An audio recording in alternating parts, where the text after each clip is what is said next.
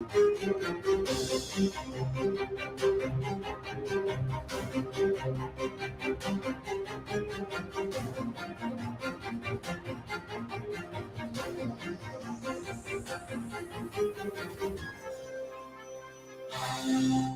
Radio USA ਸੁਣ ਰਹੇ ਸਾਰੇ ਸਰੋਤਿਆਂ ਨੂੰ ਪਿਆਰ ਭਰੀ ਸਤਿ ਸ੍ਰੀ ਅਕਾਲ। ਸਭ ਨੂੰ ਜੀ ਆਇਆਂ ਨੂੰ ਆਖਦੇ ਹਾਂ। ਸਰੋਤੇ ਪ੍ਰੋਗਰਾਮ 'ਚ ਆਪ ਸਭ ਦਾ ਸਵਾਗਤ ਹੈ। ਪ੍ਰੋਗਰਾਮ ਅਪਡੇਟ ਅਮਰੀਕਾ ਲੈ ਕੇ ਹਾਜ਼ਰ ਹੋ ਚੁੱਕੇ ਹਾਂ। ਹਰਜੋਤ ਸਿੰਘ ਜੀ ਸਵਾਗਤ ਹੈ ਜੀ। ਸਤਿ ਸ੍ਰੀ ਅਕਾਲ ਜੀ ਆਇਆਂ ਨੂੰ ਜੀ। ਸਤਿ ਸ਼੍ਰੀ ਅਕਾਲ, ਧੰਨਵਾਦ ਜੀ ਆਇਆਂ ਨੂੰ। ਪੰਜਾਬੀ ਰੇਡੀਓ ਯੂਐਸਏ ਦੇ ਜਿੰਨੇ ਵੀ ਸਰੋਤੇ ਸਾਡੇ ਸਾਰੇ ਹੀ AM ਸਟੇਸ਼ਨਸ, FM ਸਟੇਸ਼ਨਸ, ਘਰਾਂ ਦੇ ਵਿੱਚ ਰੇਡੀਓ ਸੈਟਸ ਦੇ ਰਾਹੀਂ, ਟੈਲੀਫੋਨ ਦੇ ਰਾਹੀਂ, ਫੇਸਬੁੱਕ, YouTube ਤੇ ਲਾਈਵ ਦੇਖ ਰਹੇ ਹੋ, ਸੁਣ ਰਹੇ ਹੋ, ਸਾਰਿਆਂ ਨੂੰ ਜੀ ਆਇਆਂ ਨੂੰ ਤੇ ਬਹੁਤ ਹੀ ਪਿਆਰ ਤੇ ਸਤਿਕਾਰ ਭਰੀ ਸਤਿ ਸ਼੍ਰੀ ਅਕਾਲ। ਸਰੋਤਿਓ, ਅੱਜ ਦਸੰਬਰ ਦੀ 5 ਤਰੀਕ ਆ, ਦਿਨ ਮੰਗਲਵਾਰ ਆ। ਤੁਹਾਡੇ ਲਈ ਸਵੇਰ ਦਾ ਅਪਡੇਟ ਅਮਰੀਕਾ ਪ੍ਰੋਗਰਾਮ ਲੈ ਕੇ ਹਾਜ਼ਰ ਹੋਏ ਆ। ਸਾਡੇ ਅੱਜ ਦੇ ਇਸ ਪ੍ਰੋਗਰਾਮ ਨੂੰ ਸਪਾਂਸਰ ਕਰਦੇ ਨੇ ਖਾਲਸਾ ਇੰਸ਼ੋਰੈਂਸ ਏਜੰਸੀ, ਜਿਨ੍ਹਾਂ ਦੇ ਕੋਲੋਂ ਹਰ ਇੱਕ ਤਰੀਕੇ ਦੀ ਇੰਸ਼ੋਰੈਂਸ ਕਰਵਾ ਸਕਦੇ ਹੋ। ਇੰਸ਼ੋਰੈਂਸ ਬਾਰੇ ਪਤਾ ਕਰਨ ਲਈ ਕਾਲ ਕਰ ਸਕਦੇ ਹੋ ਨੰਬਰ 408 272 2500 ਦੇ ਉੱਤੇ। ਇਸ ਮੌਕੇ cover California health insurance Obama care ਦੀਆਂ ਨਵੀਆਂ ਐਪਲੀਕੇਸ਼ਨਸ ਰੀਨਿਊਅਲਸ ਦਾ ਵਕਤ ਚੱਲ ਰਿਹਾ ਹੈ, ਉਸ ਬਾਰੇ ਜਾਣਕਾਰੀ ਤੁਸੀਂ ਹਾਸਿਲ ਕਰ ਸਕਦੇ ਹੋ। ਇਸ ਦੇ ਨਾਲ ਨਾਲ ਮੈਡੀਕੇਅਰ ਦੇ ਲਈ ਅਪਲਾਈ ਕਰਨਾ ਚੱਲ ਰਿਹਾ, ਮੈਡੀਕੇਅਰ ਦੇ ਵਿੱਚ ਚੇਂਜਸ ਕਰਵਾਉਣਾ ਚਾਹੁੰਦੇ ਹੋ, ਵੱਖ-ਵੱਖ ਪਲਾਨਸ ਬਾਰੇ ਜਾਣਕਾਰੀ ਹਾਸਿਲ ਕਰਨੀ ਹੈ। ਇਸ ਦੇ ਨਾਲ ਵਿਜ਼ਟਰ ਇੰਸ਼ੋਰੈਂਸ, ਲਾਈਫ ਇੰਸ਼ੋਰੈਂਸ ਦੇ ਲਈ ਵੀ ਤੁਸੀਂ ਸੰਪਰਕ ਕਰੋ ਖਾਲਸਾ ਇੰਸ਼ੋਰੈਂਸ ਏਜੰਸੀ 4082722500। ਟਰਕੀਆਨਾ ਇਮੀਗ੍ਰੇਸ਼ਨ ਲਾ ਫਰਮ, US ਇਮੀਗ੍ਰੇਸ਼ਨ ਦਾ ਹੋਵੇ ਕਿਸੇ ਵੀ ਤਰੀਕੇ ਦਾ ਕੰਮ, ਕਾਲ ਅਟਾਰਨੀ ਜੇ ਟਰਕੀਆਨਾ 415 909 0503। Manjeet Singh Kular, Avtar Singh Manzal Clovis, Satnam Singh, Amarjit Singh Dosanjh Sunny Purewal Yuba City, Lakhvir Singh Samra Texas, Gurmel Singh Bakersfield, Harnek Singh Pawla Renton Washington, H&M oil Ontario, Harjit Singh Lathrop, Gurdev Singh Sohal Antelope, Gurmel Singh Balbir Bassi Elk Grove, Karnail Singh Randhawa Turlock, Gurnek Singh Bagri Fresno, Dharam Singh Raminder Singh Basra, Major Singh Sidhu Vinder Dhaliwal, Nachhattar Gill Bakersfield, Grewal travel services Yuba City, ਜਿਨ੍ਹਾਂ ਦੇ ਕੋਲੋਂ ਤੁਸੀਂ tax, payroll, visa, OCI cards, passport ਦੀਆਂ ਸਰਵਿਸਿਜ਼ ਲੈ ਸਕਦੇ ਹੋ। ਕਾਲ 5307517605। ਇਹਨਾਂ ਸਾਰਿਆਂ ਦਾ ਧੰਨਵਾਦ। ਜੇ ਤੁਸੀਂ ਵੀ ਇਸ ਪ੍ਰੋਗਰਾਮ ਨੂੰ ਸਪਾਂਸਰ ਕਰਨਾ ਚਾਹੁੰਦੇ ਹੋ, ਸੰਪਰਕ ਕਰ ਸਕਦੇ ਹੋ 408 722 7698 ਦੇ ਉੱਤੇ। ਜੀ, ਅੱਜ ਦੀਆਂ ਖਬਰਾਂ ਵੱਲ ਚੱਲੀਏ ਤੇ ਆਰਲਿੰਗਟਨ ਵਰਜੀਨੀਆ ਤੋਂ ਖਬਰ ਆ ਰਹੀ ਹੈ ਵੀ ਕੱਲ ਸ਼ਾਮੀ ਇੱਕ ਘਰ ਜਿਹੜਾ ਆ ਜਿਹਦੇ ਵਿੱਚੋਂ ਗੋਲੀਆਂ ਚੱਲ ਰਹੀਆਂ ਸੀਗੀਆਂ ਤੇ ਉਸ ਤੋਂ ਬਾਅਦ ਉਹ ਜਿਹੜਾ ਘਰ ਆ ਉਹ ਬਲੋ ਆਊਟ ਹੋ ਗਿਆ ਤੇ ਕਈ ਲੋਕਾਂ ਦੀ ਜਿਹੜੀ ਆ ਬਿਜਲੀ ਵੀ ਚੱਲ ਗਈ ਤੇ ਬੰਬ ਸਕਾਡ ਵਗੈਰਾ ਸਾਰੇ ਬੁਲਾਣੇ ਪਏ ਵੀ ਹੋ ਸਕਦਾ ਵੀ ਪਤਾ ਨਹੀਂ ਕੀ ਉਸ ਘਰ ਦੇ ਅੰਦਰ ਹੋ ਰਿਹਾ ਸੀਗਾ। ਸੋ ਜਦੋਂ ਵੀਡੀਓ ਬਾਹਰ ਆਈਆਂ ਐਕਸਪਲੋਜ਼ਨ ਦੀਆਂ ਤੇ ਪੂਰੇ ਦਾ ਪੂਰਾ ਘਰ ਕਹਿੰਦੇ ਕਿੰਨੇ ਫੁੱਟ ਉੱਚਾ ਜਿਹੜੀਆਂ ਲਾਟਾਂ ਆ ਉਹਦੇ ਵਿੱਚੋਂ ਨਿਕਲਦੀਆਂ ਦਿਸੀਆਂ। ਅਰਲਿੰਗਟਨ ਕਾਉਂਟੀ ਪੁਲਿਸ ਨੇ ਇਹ ਕਿਹਾ ਵੀ ਉਹਨਾਂ ਨੂੰ 4:45 ਤੇ ਜਿਹੜਾ eastern time north Burlington street ਤੇ 800 ਬਲਾਕ ਤੇ ਬੁਲਾਇਆ ਗਿਆ ਵੀ ਉੱਥੇ ਪੋਸੀਬਲ ਗਨ ਸ਼ਾਟਸ ਹੈਗੇ ਆ। ਇਸ ਨੇਬਰਹੁੱਡ ਨੂੰ ਬਲੀਵਮਾਉਂਟ ਨੇਬਰਹੁੱਡ ਕਰਕੇ ਜਾਣਿਆ ਜਾਂਦਾ ਹੈ, ਵਾਸ਼ਿੰਗਟਨ DC ਦੇ ਵਿੱਚ ਹੈ। ਇੱਥੇ ਮੋਸਟਲੀ ਡੂਪਲੈਕਸਿਸ, ਕੰਡੋ ਤੇ ਸਿੰਗਲ ਫੈਮਿਲੀ ਰੈਜ਼ੀਡੈਂਸ ਹੁੰਦੇ ਹੈਗੇ ਆ। ਪਹਿਲੀ ਜਦੋਂ ਪ੍ਰੀਲਿਮਿਨਰੀ ਇਨਵੈਸਟੀਗੇਸ਼ਨ ਹੋਈ ਉਹਦੇ ਮੁਤਾਬਕ ਪੁਲਿਸ ਵਾਲਿਆਂ ਨੇ ਕਿਹਾ ਵੀ ਇੱਕ ਸਸਪੈਕਟ ਨੇ ਫਲੇਅਰ ਗਨ ਨਾਲ ਜੋ 30 ਤੋਂ 40 ਵਾਰੀ ਉਹ ਬਲੋ ਆਊਟ ਕੀਤੀ ਹੈਗੀ ਆ।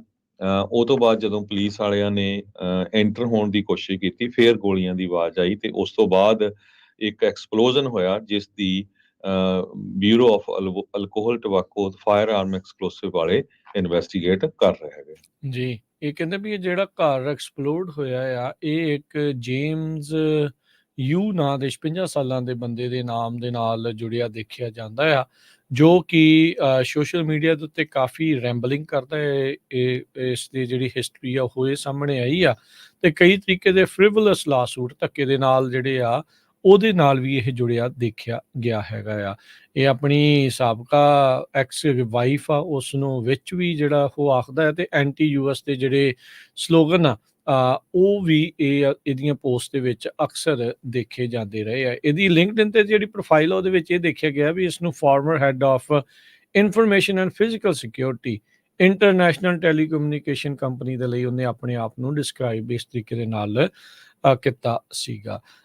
ਐਲੈਕਸ ਵਿਲਸਨ, ਜਿਸ ਨੇ ਇਹ ਪੂਰੇ ਧਮਾਕੇ ਨੂੰ ਆਪਣੇ ਵੀਡੀਓ ਦੇ ਵਿੱਚ ਕੈਦ ਜਿਹੜਾ ਉਹ ਕੀਤਾ ਆ, ਕਹਿੰਦੇ ਵੀ ਇਹਨੇ ਆਪਣੀਆਂ ਜਿਹੜੀਆਂ ਵਿੰਡੋਜ਼ ਆ ਉਸ ਨੂੰ ਅਲਮੀਨੀਅਮ ਫੋਇਲ ਦੇ ਨਾਲ ਪਹਿਲਾਂ ਹੀ ਕਵਰ ਕਰਕੇ ਰੱਖਿਆ ਸੀ। 1 ਦਸੰਬਰ ਨੂੰ ਰੀਸੈਂਟ ਪੋਸਟ ਵੀ ਉਸਨੇ ਪਾਈ ਸੀਗੀ ਵੀ ਉਹ ਖਾਸ ਕਰਕੇ ਕਹਿੰਦਾ ਵੀ ਚਿੱਟੇ ਮੂਲ ਦੇ ਲੋਕਾਂ ਨੂੰ ਲੈ ਕੇ ਵੀ ਪੁੱਠੀਆਂ ਸਿੱਧੀਆਂ ਗੱਲਾਂ ਜਿਹੜੀਆਂ ਆ ਉਹ ਬੋਲਦਾ ਰਹਿੰਦਾ ਆ। ਸੋ ਉਸ ਘਰ ਦੇ ਵਿੱਚ ਧਮਾਕਾ ਜਿਹੜਾ ਉਹ ਹੋਇਆ ਆ। ਸਰਚ ਵਾਰੰਟ ਸਰਵ ਕਰਨ ਦੇ ਲਈ ਪੁਲਿਸ ਕੋਸ਼ਿਸ਼ ਕਰ ਰਹੀ ਸੀਗੀ ਜਦ ਉਹ ਘਰ ਜਿਹੜਾ ਧਮਾਕੇ ਦੇ ਵਿੱਚ ਉੱਡ ਗਿਆ ਸੀਗਾ।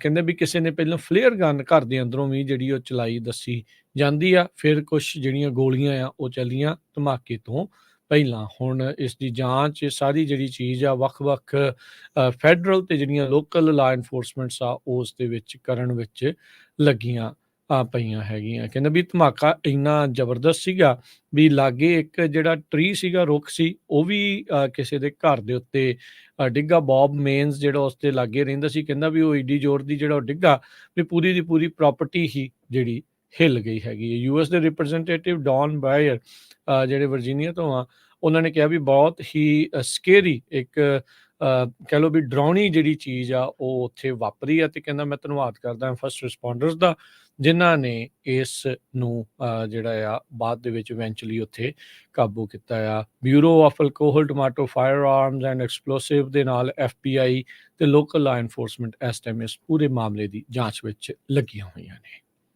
ਜੀ ਬਿਲਕੁਲ। ਜੀ ਅਗਲੀ ਜਿਹੜੀ ਹਰਜੋਤ ਸਿੰਘ ਜੀ ਖਬਰ ਕਰਦੇ ਆ, ਜਿਹੜੀ ਗਾਜ਼ਾ ਪੱਟੀ ਨੂੰ ਲੈ ਕੇ ਜਿਹੜੀਆਂ ਅਪਡੇਟਸ ਆ ਰਹੀਆਂ ਆ ਉਸ ਨੂੰ ਦੱਸਦੇ ਜਾਈਏ।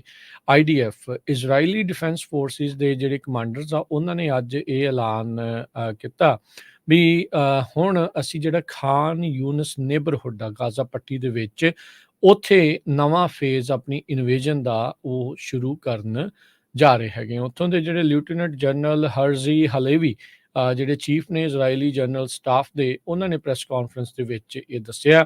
ਉਹਨਾਂ ਨੇ ਕਿਹਾ ਵੀ IDF ਨੇ ਕਈ ਜਿਹੜੇ ਹਮਾਸ ਦੇ ਆਪਰੇਟਿਵ ਤੇ ਸੀਨੀਅਰ ਕਮਾਂਡਰਸ ਆ ਉਹਨਾਂ ਨੂੰ ਬੀਤੇ ਦਿਨਾਂ ਦੇ ਵਿੱਚ ਮਾਰ ਮੁਕਾਇਆ ਹੈਗਾ ਆ। 60 ਦਿਨ ਹੋ ਗਏ ਨੇ ਇਹ ਜਿਹੜੀ ਜੰਗ ਛਿੜੀ ਨੂੰ, ਲੜਾਈ ਜਿਹੜੀ ਉਹ ਚੱਲਦਿਆਂ ਨੂੰ। ਵਿੱਚ ਕੁਛ ਦਿਨ 4-5 ਦਿਨ ਜਿਹੜੀ ਆ ਉਹ ਸ਼ਾਂਤੀ ਜਿਹੜੀ ਉਹ ਰਹੀ ਸੀ, ਦੋਨੋਂ ਤਰਫੋਂ ਜਿਹੜੀ ਸੀਜ਼ ਫਾਇਰ ਆ ਉਹ ਹੋਈ ਸੀ। ਤੇ ਹੁਣ ਜਿਹੜਾ ਸਦਰਨ ਇਲਾਕੇ ਦੇ ਵਿੱਚ ਜਿਹੜਾ ਗਾਜ਼ਾ ਪੱਟੀ ਦੇ ਵਿੱਚ ਖਾਨ ਯੂਨਸ ਇਲਾਕਾ ਆ, ਉੱਥੇ ਹੁਣ ਭਾਰੀ ਜਿਹੜੀ ਬੰਬਾਰਡਮੈਂਟ ਆ ਉਹ ਲਗਾਤਾਰ ਚੱਲ ਰਹੀ ਆ। ਕੱਲ ਵੀ ਆਪਾਂ ਇਹ ਦੇਖ ਰਹੇ ਸੀ ਹਰਜੋਤ ਸਿੰਘ ਜੀ ਵੀ ਕਿਸ ਤਰੀਕੇ ਦੇ ਨਾਲ ਇਹ ਰਿਪੋਰਟ ਸਾਹਮਣੇ ਆ ਰਹੀਆਂ ਸੀ ਵੀ ਜਿਹੜੀ ਇਜ਼ਰਾਈਲੀ ਡਿਫੈਂਸ ਫੋਰਸਿਸ ਆ ਉਹ AI ਦਾ ਸਹਾਰਾ ਲੈ ਕੇ ਜਿਹੜੇ ਨਿਸ਼ਾਨੇ ਆ ਨਿਰਧਾਰਿਤ ਕਰ ਰਹੀ ਆ ਤੇ ਫਿਰ ਉਹਨਾਂ ਨੂੰ ਮਾਰ ਰਹੀ ਆ। ਉਧਰ ਹਿਜ਼ਬੁੱਲਾ ਨੇ ਜਿਹੜਾ ਉਹ ਕਿਹਾ ਆ ਵੀ ਉਹਨਾਂ ਨੇ ਵੀ ਇਜ਼ਰਾਈਲੀ ਫੋਰਸਿਸ ਦੇ ਉੱਤੇ ਨਦਰਨ ਇਜ਼ਰਾਈਲ ਦੇ ਵਿੱਚ ਸਟਰੱਕ ਜਿਹੜਾ ਉਹ ਕੀਤਾ, ਉਹਨਾਂ ਨੂੰ ਹਮਲਾ ਕੀਤਾ ਹੈ। ਕੱਲ ਯਮਨ ਦੇ ਜਿਹੜੇ ਇੱਕ ਫੌਜੀ ਸੀਗੇ ਉਹਨਾਂ ਨੇ ਸੰਬੋਧਨ ਕਰਦੇ ਹੋਏ ਕਿਹਾ ਵੀ ਅਸੀਂ ਇਜ਼ਰਾਈਲੀ ਜਿਹੜੇ ਕੁਛ ਟੈਂਕਰ ਜਾਂ ਸਮੁੰਦਰੀ ਜਹਾਜ਼ ਲੰਘ ਰਹੇ ਆ ਉਹਨਾਂ ਨੂੰ ਆਪਣੇ ਕਬਜ਼ੇ ਵਿੱਚ ਵੀ ਲੈ ਰਹੇ ਆ ਤੇ ਉਹਨਾਂ ਉੱਤੇ ਹਮਲਾ ਵੀ ਜਿਹੜਾ ਉਹ ਕਰ ਰਹੇ ਹੈਗੇ ਆ। ਸੋ ਇਸ ਟਾਈਮ ਖਾਨ ਯੂਨਸ ਦੇ ਵਿੱਚ ਕਹਿੰਦੇ ਵੀ ਖਾਸੀ ਜਿਹੜੀ ਆ ਉਹ ਲੜਾਈ ਆ ਉਹ ਤੇਜ਼ ਹੋ ਚੁੱਕੀ ਆ। ਕਾਫੀ ਇੰਟੈਂਸ ਡੇ ਆਫ ਫਾਈਟਿੰਗ ਦੇਖੀ ਗਈ ਹੈਗੀ ਆ। ਸੋ ਇਹਨਾਂ ਦੀ ਜਿਹੜੀ ਗਰਾਊਂਡ ਇਨਵੇਜਨ ਆ ਉਹ ਹੁਣ ਖਾਨ ਯੂਨਸ ਇਲਾਕੇ ਤੱਕ ਪਹੁੰਚ ਚੁੱਕੀ ਹੈਗੀ ਆ। ਕਈ ਜਿਹੜੇ ਰਾਹਤ ਸਮੱਗਰੀ ਆ ਗਾਜ਼ਾ ਪੱਟੀ 'ਚ ਰਹਿ ਰਹੇ ਜਿਹੜੇ ਲੋਕ ਆ ਉਹਨਾਂ ਦੇ ਲਈ ਪਹੁੰਚ ਰਹੀ ਆ, ਪਰ ਉਹਨਾਂ ਤੱਕ ਪਹੁੰਚਾਉਣੀ ਅਜੇ ਵੀ ਇੱਕ ਕਾਫੀ ਵੱਡੀ ਜਿਹੜੀ ਮੁਸ਼ਕਲ ਆ ਉਹ ਬਣ ਚੁੱਕੀ ਆ। ਅਲ ਕਸਾਮ ਬ੍ਰਿਗੇਡ ਉਹਨਾਂ ਨੇ ਕਹਿੰਦੇ ਵੀ ਇਜ਼ਰਾਈਲੀ ਫੋਰਸਿਸ ਦੇ ਨਾਲ ਆਮੋ ਸਾਹਮਣਾ ਜਿਹੜਾ ਆ ਉੱਥੇ ਕੀਤਾ ਹੈਗਾ ਆ। ਇੱਕ ਟੈਲੀਗ੍ਰਾਮ ਚੈਨਲ ਜਿਹੜਾ ਉਹਨਾਂ ਦਾ ਚੱਲ ਰਿਹਾ, ਉਹਨਾਂ ਨੇ ਕਿਹਾ ਵੀ ਉਹਨਾਂ ਨੇ 24 ਜਿਹੜੇ ਆਰਮੀ ਦੇ ਵਹੀਕਲਸ ਆ ਉਹਨਾਂ ਨੂੰ ਨਸ਼ਟ ਕਰ ਦਿੱਤਾ ਹੈਗਾ ਆ। ਜੀ ਇਸੇ ਤਰ੍ਹਾਂ 4 ਲੱਖ ਜਿਹੜੇ ਪੈਲਸਤੀਨੀਅਨ ਆ ਉਹਨਾਂ ਨੇ ਆਪਣੀਆਂ ਨੌਕਰੀਆਂ ਗਵਾ ਲਈਆਂ ਹੈਗੀਆਂ ਜਦੋਂ ਤੋਂ ਜੰਗ ਲੱਗੀ ਹੋਈ ਹੈਗੀ ਆ। ਬਹੁਤ ਸਾਰੇ ਜਿਹੜੇ ਪੈਲਸਤੀਨੀਅਨ ਆ ਉਹ ਇਜ਼ਰਾਈਲ ਦੇ ਵਿੱਚ ਕੰਮ ਕਰਦੇ ਆ, ਉਹਨਾਂ ਨੂੰ ਇੱਕ ਟਨਲ ਦੇ ਥਰੂ ਜਿਹੜੀ ਆ ਉਹ ਜਾਣਾ ਪੈਂਦਾ, ਇੱਕ ਟਰਮੀਨਲ ਜੋ ਬਣਾਇਆ ਗਿਆ ਜਿੱਥੇ ਬਹੁਤ ਚੈਕਿੰਗ ਹੁੰਦੀ ਹੈਗੀ ਆ। ਕਹਿੰਦੇ 1,82,000 ਨੌਕਰੀਆਂ ਗਾਜ਼ਾ ਦੇ ਵਿੱਚ ਆਲਰੇਡੀ ਲੋਸਟ ਹੋ ਗਈਆਂ ਅਕਤੂਬਰ 7 ਤੋਂ ਜਦੋਂ ਤੋਂ ਅਟੈਕ ਹੋਇਆ ਆ। ਇਹ initial estimate international labour organisation ਨੇ ਦਿੱਤੇ ਹੈਗੇ ਆ। 24% ਇੰਪਲੋਇਮੈਂਟ ਜਿਹੜੀ ਵੈਸਟ ਬੈਂਕ ਦੇ ਵਿੱਚ ਆ ਉਹ ਲੋਸਟ ਹੋ ਗਈ ਆ, ਜੋ ਕਿ 2,08,000 ਦੇ ਕਰੀਬ ਬਣਦੀ ਹੈਗੀ ਆ। ILO ਦੇ ਮੁਤਾਬਿਕ 1,60,000 ਵਰਕਰਸ ਜੋ ਆ ਵੈਸਟ ਬੈਂਕ ਦੇ ਵਿੱਚ ਕੰਮ ਕਰਨ ਜਾਂਦੇ ਆ ਇਜ਼ਰਾਈਲ 'ਚ ਜੋ ਸੈਟਲਮੈਂਟਸ ਹੈਗੀਆਂ ਆ ਤੇ ਇਜ਼ਰਾਈਲ ਵਾਲਿਆਂ ਨੇ ਉਹਨਾਂ ਸਾਰਿਆਂ ਦੇ ਜਿਹੜੇ ਵਰਕ ਪਰਮਿਟ ਆ ਦਿੱਤੇ ਹੋਏ ਉਹ ਕੱਟ ਦਿੱਤੇ ਹੈਗੇ, ਉਹ ਕੈਂਸਲ ਕਰ ਦਿੱਤੇ ਆ। ਕਈ ਲੋਕ ਕਹਿੰਦੇ ਵੀ ਅਸੀਂ ਉੱਥੇ ਪੈਸੇ ਸੇਵ ਕਰਕੇ ਆਪਣੇ ਘਰ ਬਣਾਉਣੇ ਸੀ, ਹੁਣ ਅਸੀਂ ਆਲਰੇਡੀ ਕਰਜ਼ੇ ਦੇ ਵਿੱਚ ਚਲੇ ਗਏ ਹੈਗੇ ਆ। ਹਾਨੀ ਮੌਸਾ ਨਾਮ ਦੇ ਇੱਕ ਅਸਿਸਟੈਂਟ ਪੋਲੀਟੀਕਲ ਸਾਇੰਸ ਦੇ ਪ੍ਰੋਫੈਸਰ ਆ ਵਿਰਜ਼ੀਟ ਯੂਨੀਵਰਸਿਟੀ ਵੈਸਟ ਬੈਂਕ ਦੇ ਵਿੱਚ, ਉਹਨਾਂ ਨੇ ਇਹ ਕਿਹਾ ਵੀ ਇਜ਼ਰਾਈਲ ਵਾਲੇ ਕਲੈਕਟਿਵਲੀ ਜਿਹੜੀ ਸਜ਼ਾ ਦਿੰਦੇ ਆ ਫਲਸਤੀਨੀਅਨ ਨੂੰ ਤੇ ਭਈ ਅਸੀਂ ਇਹਨਾਂ ਦੇ ਬੰਬਾਰਡਮੈਂਟ ਵੀ ਕਰਨੀ ਹੈਗੀ ਆ, ਮਾਰਨਾ ਵੀ ਆ ਤੇ ਨਾ ਇਹਨਾਂ ਨੂੰ ਕਿਸੇ ਜੌਬ ਦੇਣੀ ਹੈਗੀ ਆ। ਮੌਸਾ ਵੀ ਕਹਿੰਦੇ ਭਈ ਹਜ਼ਾਰਾਂ ਹੀ ਪੈਲਸਤੀਨੀਅਨ ਵਰਕਰ ਦਾ ਇੱਕ ਮੈਂਬਰ ਹੈਗਾ ਆ, ਉਹਦਾ ਵੀ ਜਿਹੜਾ ਵਰਕ ਪਰਮਿਟ ਆ ਉਹ ਕੈਂਸਲ ਕਰ ਦਿੱਤਾ ਗਿਆ ਸੀ। ਕਹਿੰਦੇ $3 ਬਿਲੀਅਨ ਇਨਕਮ ਐਸਟੀਮੇਟਡ ਇਜ਼ਰਾਈਲ ਤੋਂ ਗਾਜ਼ਾ ਦੇ ਵਿੱਚ ਆਉਂਦੀ ਹੈਗੀ, ਜਿਹੜੇ ਲੋਕ ਉੱਥੇ ਕੰਮ ਕਰਦੇ ਹੈਗੇ ਆ। ਸੋ ਸਿਚੁਏਸ਼ਨ ਜੋ ਪੈਲਸਤੀਨੀਅਨ ਮੂਲ ਦੇ ਲੋਕ ਆ ਉਹਨਾਂ ਦੀ ਬਹੁਤ ਹੀ ਇਸ ਟਾਈਮ ਦੇ ਉੱਤੇ ਬੈਡ ਬਣੀ ਹੋਈ ਹੈਗੀ ਆ। ਮੂਵ ਨਹੀਂ ਕਰ ਸਕਦੇ ਲੋਕ, ਉਹਨਾਂ ਨੂੰ ਖਤਰਾ ਹੈ ਕਿਹੜੇ ਪਾਸੇ ਜਿਹੜੀ ਬੰਬਾਰਡਮੈਂਟ ਹੋਣੀ ਹੈਗੀ ਆ। ਈਵਨ ਦੋ ਇਜ਼ਰਾਈਲ ਵੱਲੋਂ ਫਲਾਇਰ ਸਿੱਟੇ ਜਾਂਦੇ ਆ ਵੀ ਇਸ ਪਾਸੇ ਦੀ ਨਾ ਜਾਓ, ਪਰ ਫਿਰ ਵੀ ਕਹਿੰਦੇ ਵੀ ਕੱਲ ਵੀ ਇੱਕ ਹਸਪਤਾਲ ਦੇ ਉੱਤੇ ਬੰਬਾਰਡਮੈਂਟ ਹੋ ਗਈ, ਜਿਹਦੇ ਨਾਲ ਕਈ ਲੋਕਾਂ ਦੇ ਮਾਰੇ ਜਾਣ ਦੀ ਖਬਰ ਆਈ ਹੈਗੀ ਆ। ਸੋ ਬਹੁਤ ਸਾਰੇ ਕੰਸਟਰਕਸ਼ਨ ਵਰਕਰਸ, ਲੋ ਪੇਇੰਗ ਜੌਬਸ ਜਿਹੜੀਆਂ ਹੈਗੀਆਂ ਆ, ਉਹ ਸਾਰੇ ਹੀ ਜਿਹੜੇ ਗਾਜ਼ਾ ਦੇ ਰਹਿਣ ਵਾਲੇ ਆ ਲੋਕ, ਉਹਨਾਂ ਨੇ ਲੂਜ਼ ਕਰ ਲਈਆਂ ਹੈ। ਜੀ ਜਾਰਡਨ ਦੇ ਜਿਹੜੇ ਕਿੰਗ ਅਬਦੁੱਲਾ ਆ, ਉਹਨਾਂ ਨੇ ਇੱਕ ਵਾਰੀ ਫੇਰ ਆਵਾਜ਼ ਚੱਕੀ ਆ, ਕਹਿੰਦੇ ਵੀ ਗਾਜ਼ਾ ਦੇ ਵਿੱਚ ਸੀਜ਼ ਫਾਇਰ ਹੋਣੀ ਚਾਹੀਦੀ ਆ। ਉਹਨਾਂ ਨੇ ਚੇਤਾਵਨੀ ਦਿੱਤੀ ਹੈ ਇਜ਼ਰਾਈਲ ਨੂੰ ਵੀ ਤੁਹਾਡੀ ਜਿਹੜੀ ਬਗੈਰ ਦੇਖੇ ਜਿਹੜੇ ਤੁਸੀਂ ਬੰਬ ਸਿੱਟ ਰਹੇ ਆ, ਇਹ ਹਾਲਾਤਾਂ ਨੂੰ ਹੋਰ ਵੀ ਜ਼ਿਆਦਾ ਮਾੜੇ ਕਰ ਰਿਹਾ ਆ। ਪਰ ਇਦਾਂ ਦੇ ਬਿਆਨ ਬੜੇ ਚਿਰ ਤੋਂ ਜਿਹੜੇ ਹੋ ਆ ਰਹੇ ਆ, ਸਿਰਫ ਬਿਆਨਬਾਜ਼ੀ ਹੀ ਜਿਹੜੀ ਉਹ ਦੇਖੀ ਜਾ ਰਹੀ ਹੈ। ਕੁਛ ਚਿਰ ਦੇ ਲਈ ਇਹ ਗੱਲ ਬਣੀ ਸੀ। ਉਧਰ ਕਤਰ ਦੀ ਸਰਕਾਰ ਦੇ ਉੱਤੇ ਇਹ ਹੁਣ ਦੋਸ਼ ਲਗਾਏ ਜਾ ਰਹੇ ਆ, ਇਹ ਉਹੀ ਸਰਕਾਰ ਜਿਨ੍ਹਾਂ ਨੇ ਇਹਨਾਂ ਦੋਨਾਂ ਧਿਰਾਂ ਦੇ ਦਰਮਿਆਨ ਕਹਿ ਲਓ ਵੀ ਆਰਜੀ ਤੌਰ ਦੇ ਉੱਤੇ ਸਮਝੌਤਾ ਕਰਾਇਆ ਸੀ, ਸੀਜ਼ ਫਾਇਰ ਜਿਹੜੀ ਆ ਉਹ ਹੋਈ ਸੀ।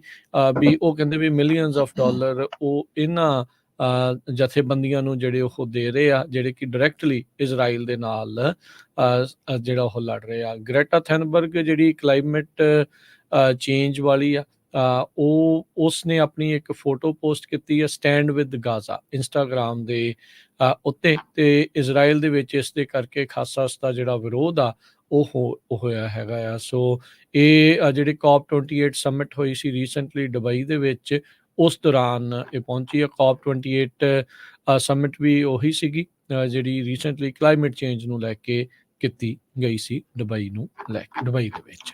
ਜੀ, ਅਗਲੀ ਖਬਰ ਵੱਲ ਚੱਲੀਏ। ਜਿਹੜੀ ਯੂਕਰੇਨ ਨੂੰ ਸਹਾਇਤਾ ਦਿੱਤੀ ਜਾ ਰਹੀ ਹੈ USA ਵੱਲੋਂ, ਉਹ ਖਤਮ ਹੋਣ ਵਾਲੀ ਹੈਗੀ ਆ, ਤੇ ਉਹ ਹੁਣ ਬਾਰਡਰ ਪੋਲਿਟਿਕਸ ਦੇ ਵਿੱਚ ਇਨਵੋਲਵ ਹੋ ਗਈ ਆ, ਕਿਉਂਕਿ ਜੋ ਰਿਪਬਲਿਕਨ ਆ ਉਹ ਕਹਿ ਰਹੇ ਆ ਵੀ US ਦਾ ਜਿਹੜਾ ਬਾਰਡਰ ਹੈਗਾ ਆ ਉਹਦੇ ਤੇ ਜ਼ਿਆਦਾ ਮਨੀ ਸਪੈਂਡ ਕੀਤਾ ਜਾਵੇ। ਜੋ ਇਲੀਗਲ ਇਮੀਗ੍ਰੇਸ਼ਨ ਹੋ ਰਹੀ ਆ, ਬਾਰਡਰ ਕ੍ਰਾਸਿੰਗ ਹੋ ਰਹੀ ਆ, ਉਸ ਤੇ ਇਮੀਡੀਏਟਲੀ ਜਿਹੜਾ ਰੋਕਿਆ ਜਾਵੇ। ਉਧਰੋਂ ਜਿਹੜੀ ਕਾਂਗਰਸ ਆ, ਉਹਨਾਂ ਦੀ ਉਹ ਖਤਮ ਹੋਣ ਵਾਲਾ ਜਿਹੜਾ ਉਹਨਾਂ ਦਾ ਕੰਮ ਵਾਲਾ ਸਮਾਂ ਹੁੰਦਾ ਹੈਗਾ, ਉਹ ਵਾਸ਼ਿੰਗਟਨ ਤੋਂ ਨਿਕਲਣ ਵਾਲੇ ਆ, ਬ੍ਰੇਕ ਉਹਨਾਂ ਨੂੰ ਹੋਣੀ ਆ ਕਿਉਂਕਿ ਛੁੱਟੀਆਂ ਆਉਂਦੀਆਂ ਮੋਰੇ ਕ੍ਰਿਸਮਸ ਦੀਆਂ।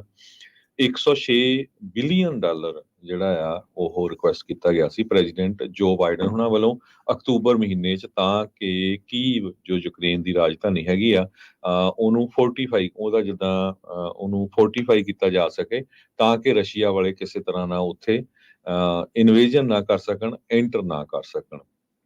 ਸੋ ਵਲਾਡੀਮੀਰ ਪੁਟਿਨ ਜੋ ਪ੍ਰੈਜ਼ੀਡੈਂਟ ਆ ਰਸ਼ੀਆ ਦੇ, ਉਹ ਇਹਦੇ ਉੱਤੇ ਡਿਵਾਈਡਡ ਆ ਵੀ ਐਂਟਰ ਹੋਣਾ ਚਾਹੀਦਾ ਕਿ ਨਹੀਂ। ਸੈਨੇਟ ਮੈਜੋਰਟੀ ਲੀਡਰ ਚੱਕ ਸ਼ੂਮਰ ਨੇ ਕਿਹਾ ਵੀ ਇਸ ਹਫ਼ਤੇ ਸਾਨੂੰ ਵੋਟ ਪਾਣੀ ਚਾਹੀਦੀ ਆ ਪ੍ਰੈਜ਼ੀਡੈਂਟ ਦੀ ਨੈਸ਼ਨਲ ਸਿਕਿਉਰਿਟੀ ਸਪਲੀਮੈਂਟ ਰਿਕੁਐਸਟ ਦੇ ਉੱਤੇ, ਤਾਂ ਕਿ ਯੂਕਰੇਨ ਦੇ ਪ੍ਰੈਜ਼ੀਡੈਂਟ ਵਲਾਡੀਮੀਰ ਜ਼ੈਲੈਂਸਕੀ ਦੀ ਹੈਲਪ ਕੀਤੀ ਜਾ ਸਕੇ। ਯੂਕਰੇਨ ਨੇ ਰਾਸਲਿਨ ਸਟੀਫਨਚਕ ਜੋ ਆ ਉਹਨਾਂ ਦਾ ਪਾਰਲੀਮੈਂਟਰੀ ਸਪੀਕਰ ਆ, ਉਹ ਅੱਜ ਕੈਪੀਟਲ ਨੂੰ ਵੀ ਭੇਜਿਆ ਹੈਗਾ ਵੀ ਸਾਨੂੰ ਜਿਹੜੀ ਹੈਲਪ ਦੀ ਜ਼ਰੂਰਤ ਹੈਗੀ ਆ।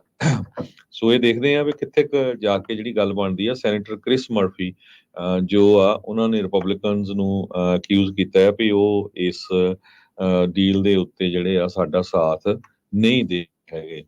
ਦੂਸਰੇ ਪਾਸੇ ਇਹ ਵੀ ਖਬਰਾਂ ਆ ਰਹੀਆਂ ਵੀ ਇੱਕ ਟਾਈਮ ਦੇ ਉੱਤੇ ਯੂਕਰੇਨ ਵਾਲਿਆਂ ਨੇ ਸੋਚਿਆ ਸੀ ਵੀ ਆਪਾਂ ਮਾਸਕੋ 'ਚ ਜਾ ਕੇ ਸਿੱਧਾ ਜਿਹੜਾ ਉਹਨਾਂ ਤੇ ਅਟੈਕ ਕੀਤਾ ਜਾਵੇ, ਪਰ ਇਲੋਨ ਮਸਕ ਜਿਹਦੀ ਕੰਪਨੀ ਸਟਾਰਲਿੰਕ ਹੈਗੀ ਆ, ਜੋ ਫ੍ਰੀ ਇਸ ਟਾਈਮ ਦੇ ਉੱਤੇ ਉਹਨਾਂ ਨੂੰ ਯੂਕਰੇਨ ਨੂੰ ਆਪਣਾ ਇੰਟਰਨੈਟ ਸਰਵਿਸ ਪ੍ਰੋਵਾਈਡ ਕਰ ਰਹੀ ਆ, ਜਦੋਂ ਉਹਨੂੰ ਪਤਾ ਲੱਗਾ ਤੇ ਉਹਨਾਂ ਨੇ ਕਹਿੰਦੇ ਇੰਟਰਨੈਟ ਹੀ ਬੰਦ ਕਰ ਦਿੱਤਾ ਵੀ ਇਹ ਤਾਂ ਵਰਲਡ ਵਾਰ ਸ਼ੁਰੂ ਹੋ ਸਕਦੀ ਹੈਗੀ ਆ।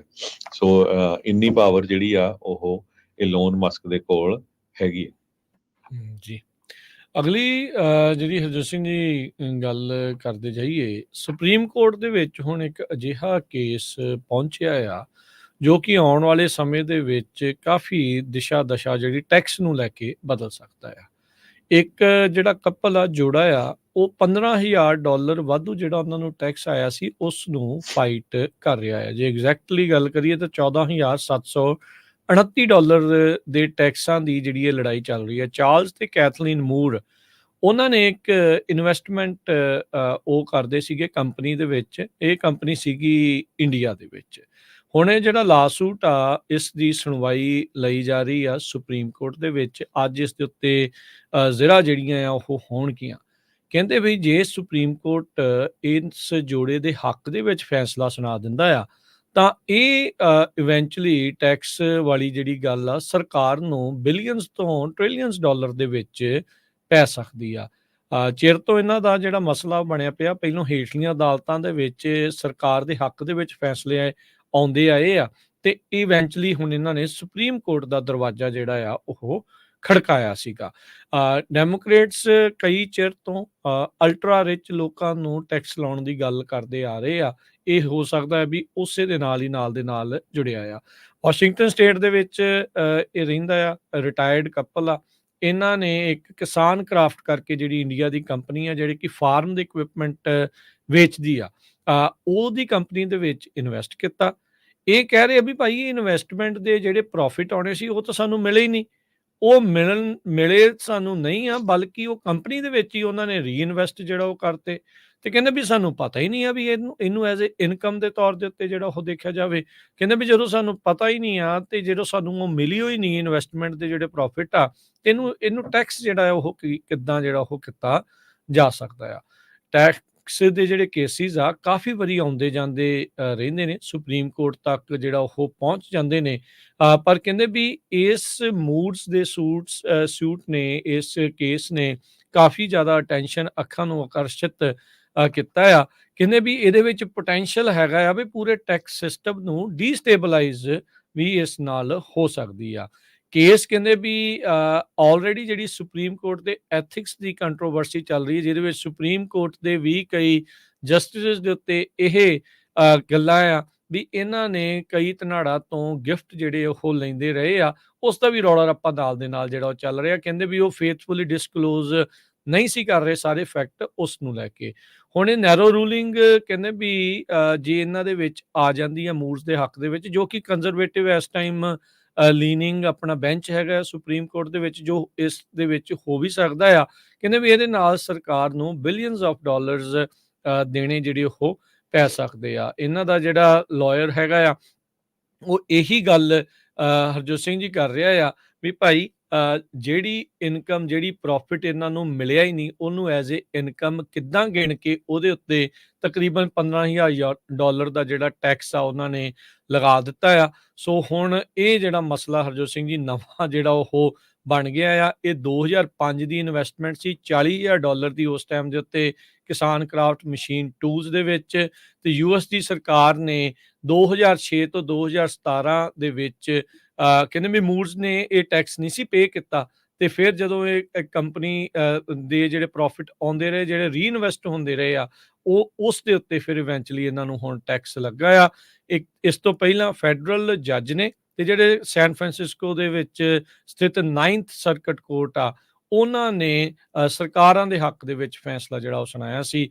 ਤੇ ਕਹਿੰਦੇ ਵੀ ਜੇ ਹੁਣ ਸੁਪਰੀਮ ਕੋਰਟ ਮੂਡਸ ਦੇ ਹੱਕ ਦੇ ਵਿੱਚ ਫੈਸਲਾ ਸੁਣਾ ਦਿੰਦਾ ਆ ਤਾਂ ਇਹ ਟੈਕਸ ਸਿਸਟਮ ਦੇ ਵਿੱਚ ਕਾਫੀ ਉਥਲ-ਪੁਥਲ ਜਿਹੜੀ ਉਹ ਦੇਖਣ ਨੂੰ ਮਿਲ ਸਕਦੀ ਆ। ਤੇ ਅਰਬਾਂ ਖਰਬਾਂ ਰੁਪਈਏ ਜਿਹੜੇ ਆ ਉਹ ਸਰਕਾਰਾਂ ਨੂੰ ਇਵੈਂਚੁਅਲੀ ਜਿਹੜੇ ਉਹ ਦੇਣੇ ਪੈ ਸਕਦੇ, ਕਿਉਂਕਿ ਅਜਿਹੇ ਜੋੜੇ, ਅਜਿਹੇ ਲੋਕ ਬਹੁਤ ਨੇ ਜਿਨ੍ਹਾਂ ਨੇ ਇਨਵੈਸਟਮੈਂਟ ਕੀਤੀ ਆ ਤੇ ਉਹਨਾਂ ਪ੍ਰੋਫਿਟਸ ਦੇ ਉੱਤੇ ਇਵੈਂਚੁਅਲੀ ਉਹਨਾਂ ਨੂੰ ਟੈਕਸ ਜਿਹੜਾ ਉਹ ਦੇਣਾ ਪੈਂਦਾ ਆ, ਜਦ ਕਿ ਇਹ ਕਹਿ ਰਿਹਾ ਵੀ ਇਨਕਮ ਸਾਡੇ ਕੋਲ ਆਈ ਨਹੀਂ, ਇਹ ਸਿੱਧੀ ਰੀਇਨਵੈਸਟ ਹੀ ਹੁੰਦੀ ਰਹੀ ਆ। ਜੀ, ਬਿਲਕੁਲ।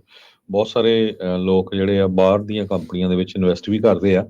ਸੋ ਮੂਰ ਵਰਸਸ ਯੂਐਸ ਇਹ ਨੋਵਲ ਕੌਂਸਟੀਟਿਊਸ਼ਨਲ ਕੁਐਸਚਨ ਆ ਵੀ ਉਹਨਾਂ ਲੋਕਾਂ ਦੇ ਉੱਤੇ ਟੈਕਸ ਨੂੰ ਫੋਰਸ ਕੀਤਾ ਜਾ ਸਕਦਾ ਆ, ਜਿਨ੍ਹਾਂ ਨੇ ਬਾਹਰ ਦੀਆਂ ਕੰਪਨੀਆਂ ਦੇ ਵਿੱਚ ਪੈਸੇ ਇਨਵੈਸਟ ਕੀਤੇ ਆ, ਈਵਨ ਦੋ ਉਹਨਾਂ ਨੂੰ ਕੋਈ ਇਨਕਮ ਨਹੀਂ ਆਈ ਹੋਈ। ਹੈਗੀ। ਸੋ ਇਹ $40,000 ਇਹਨਾਂ ਨੇ ਇਨਵੈਸਟ ਕੀਤਾ ਸੀ ਇੰਡੀਆ ਦੀ ਕੰਪਨੀ ਦੇ ਵਿੱਚ, ਤੇ ਉਹ ਕਹਿੰਦੇ ਵੀ ਮੈਨੂੰ ਡਿਵੀਡੈਂਡ ਕਦੇ ਮਿਲਿਆ ਹੀ ਨਹੀਂ ਹੈ ਤੇ ਮੈਨੂੰ $15,000 ਦਾ ਜਿਹੜਾ ਟੈਕਸ ਦੇਣਾ ਪਿਆ ਹੈਗਾ ਆ। ਸੋ ਉਹ ਕੇਸ ਪਹਿਲਾਂ ਯੂਐਸ ਸੈਨ ਫਰਾਂਸਿਸਕੋ ਦੀ ਜਿਹੜੀ ਆ 9th US circuit court of appeal ਇੱਥੇ ਗਿਆ ਸੀ, ਪਰ ਉਸ ਕੋਰਟ ਨੇ ਜਿਹੜਾ ਫੈਡਰਲ ਜੱਜ ਆ ਕੋਰਟ ਦਾ, ਉਸਨੇ ਗਵਰਨਮੈਂਟ ਦੇ ਹੱਕ ਦੇ ਵਿੱਚ ਫੈਸਲਾ ਦੇ ਦਿੱਤਾ ਵੀ ਹਾਂ ਭਾਈ ਤੁਹਾਨੂੰ ਦੇਣਾ ਹੀ ਪੈਣਾ ਆ, ਤੇ ਉਹ ਅਲਟੀਮੇਟਲੀ ਕੇਸ ਯੂਐਸ ਦੀ ਸੁਪਰੀਮ ਕੋਰਟ ਦੇ ਵਿੱਚ ਚਲਾ ਗਿਆ। ਸੋ ਹੁਣ ਯੂਐਸ ਦੀ ਸੁਪਰੀਮ ਕੋਰਟ ਨੇ ਇਹਦੇ ਉੱਤੇ ਡਿਸਾਈਡ ਕਰਨਾ ਹੈਗਾ ਆ। ਤੇ ਜਿਹੜਾ ਯੂਐਸ ਦੀ ਸੁਪਰੀਮ ਕੋਰਟ ਆ, ਇਹ ਜਦੋਂ ਹੀ ਜਸਟਿਸ ਸੈਮੂਅਲ ਅਲੀਟੋ ਨੇ ਇੱਕ ਕਲੇਮ ਹੋਇਆ ਸੀ ਜਿਹੜਾ ਰਿਜੈਕਟ ਕੀਤਾ ਸੀ ਵੀ ਉਹਨਾਂ ਦੇ ਜਿਹੜੇ ਸਬੰਧ ਆ ਇੱਕ ਵਕੀਲ ਦੇ ਨਾਲ ਸੀ ਜਿਨ੍ਹਾਂ ਨੇ ਉਹਨਾਂ ਨੂੰ ਪੈਸੇ ਦਿੱਤੇ ਸੀ ਘੁੰਮਣ ਫਿਰਨ ਦੇ ਲਈ, ਉਹ ਵੀ ਜਿਹੜਾ ਨਾਲ ਰਿਲੇਟਡ ਬਣਦਾ ਹੈ। ਜੀ, ਉਹ ਜਸਟਿਸ ਅਲੀਟੋ ਹੁਣਾਂ ਦੇ ਰਿਕਿਊਜ਼ਲ ਦੀ ਵੀ ਗੱਲ ਆ ਜੀ। ਰਹੀ ਆ ਵੀ ਭਾਈ ਉਹ ਆਪਣੇ ਆਪ ਨੂੰ ਇਸ ਕੇਸ ਚੋਂ ਜਿਹੜੇ ਉਹ ਬਾਹਰ ਕਰਨ, ਉਸ ਦੀ ਸੁਣਵਾਈ ਦੇ ਵਿੱਚ ਨਾ ਆਉਣ। ਦੇਖੋ ਕੀ ਜਿਹੜਾ ਇਸ ਦੇ ਵਿੱਚ ਬਣਦਾ ਆ, ਪਰ ਸੁਪਰੀਮ ਕੋਰਟ ਦੇ ਜਿਹੜੇ ਵੀ ਹਰਜੋਤ ਸਿੰਘ ਜੀ ਫੈਸਲੇ ਆ ਕੇਸਿਸ ਦੇ ਆਉਂਦੇ ਆ, ਉਹਨਾਂ ਦੇ ਬਹੁਤ ਹੀ ਲੌਂਗ ਟਰਮ ਤੇ ਵਾਈਡ ਸਪਰੈਡ ਜਿਹੜਾ ਕਹ ਲਓ ਵੀ ਦੂਰ ਤੱਕ ਦੇ ਕਾਫੀ ਲੰਮੇ ਸਮੇਂ ਤੱਕ ਉਹਨਾਂ ਫੈਸਲਿਆਂ ਦੇ ਜਿਹੜੇ ਨਤੀਜੇ ਆ ਉਹ ਆਉਂਦੇ ਰਹਿੰਦੇ। ਹੁਣ ਰੀਸੈਂਟਲੀ ਇਦਾਂ ਹੀ ਸੀ ਜਦੋਂ 70 ਦੇ ਦਸ਼ਕ ਦੇ ਵਿੱਚ ਅਬੋਰਸ਼ਨ ਵਾਲਾ ਮੁੱਦਾ ਹੋਇਆ ਸੀ, ਤੇ ਹੁਣ ਰੀਸੈਂਟਲੀ ਪਿਛਲੇ ਸਾਲ ਦੇ ਵਿੱਚ ਉਸ ਦੇ ਉਲਟ ਜਿਹੜਾ ਉਹ ਦੁਬਾਰਾ ਹੋ ਗਿਆ। ਸੋ ਕਿੰਨੇ ਸਾਲਾਂ ਬਾਅਦ ਜਾ ਕੇ ਕੋਈ ਚੀਜ਼ਾਂ ਜਿਹੜੀਆਂ ਉਹ ਫਿਰ ਦੁਬਾਰਾ ਬਦਲਦੀਆਂ, ਕਈ ਦਹਾਕੇ ਜਿਹੜੇ ਉਹ ਲੰਘ ਜਾਂਦੇ ਨੇ। ਬ੍ਰੇਕ ਦਾ ਵਕਤ ਹੋ ਗਿਆ। ਬ੍ਰੇਕ ਤੋਂ ਬਾਅਦ ਦੇ ਵਿੱਚ FBI ਵਾਲੇ ਡਾਇਰੈਕਟਰ ਜਿਹੜੇ ਵਰੇ ਆ, ਉਹਨਾਂ ਨੇ ਫੋਰੈਂਸ ਇੰਟੈਲੀਜੈਂਸ ਸਰਵੇਲੈਂਸ ਐਕਟ ਨੂੰ ਲੈ ਕੇ ਕੀ ਗੱਲਾਂ ਜਿਹੜੀਆਂ ਉਹ ਕੀਤੀਆਂ, ਉਸ ਬਾਰੇ ਗੱਲ ਕਰਾਂਗੇ। I-10 ਦੀ ਹਰਜੋਤ ਸਿੰਘ ਜੀ ਅੱਗ ਯਾਦ ਹੋਣੀ ਆ LA ਦੀ।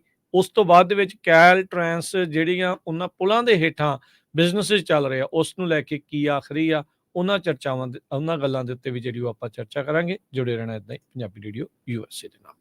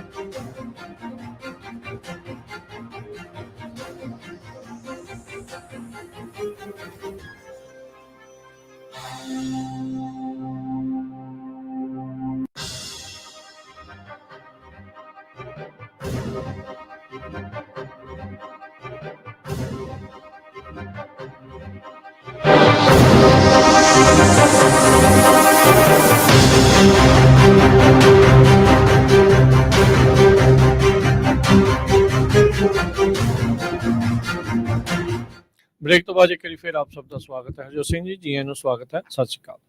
ਸਤਿ ਸ਼੍ਰੀ ਅਕਾਲ, ਧੰਨਵਾਦ ਜੀ।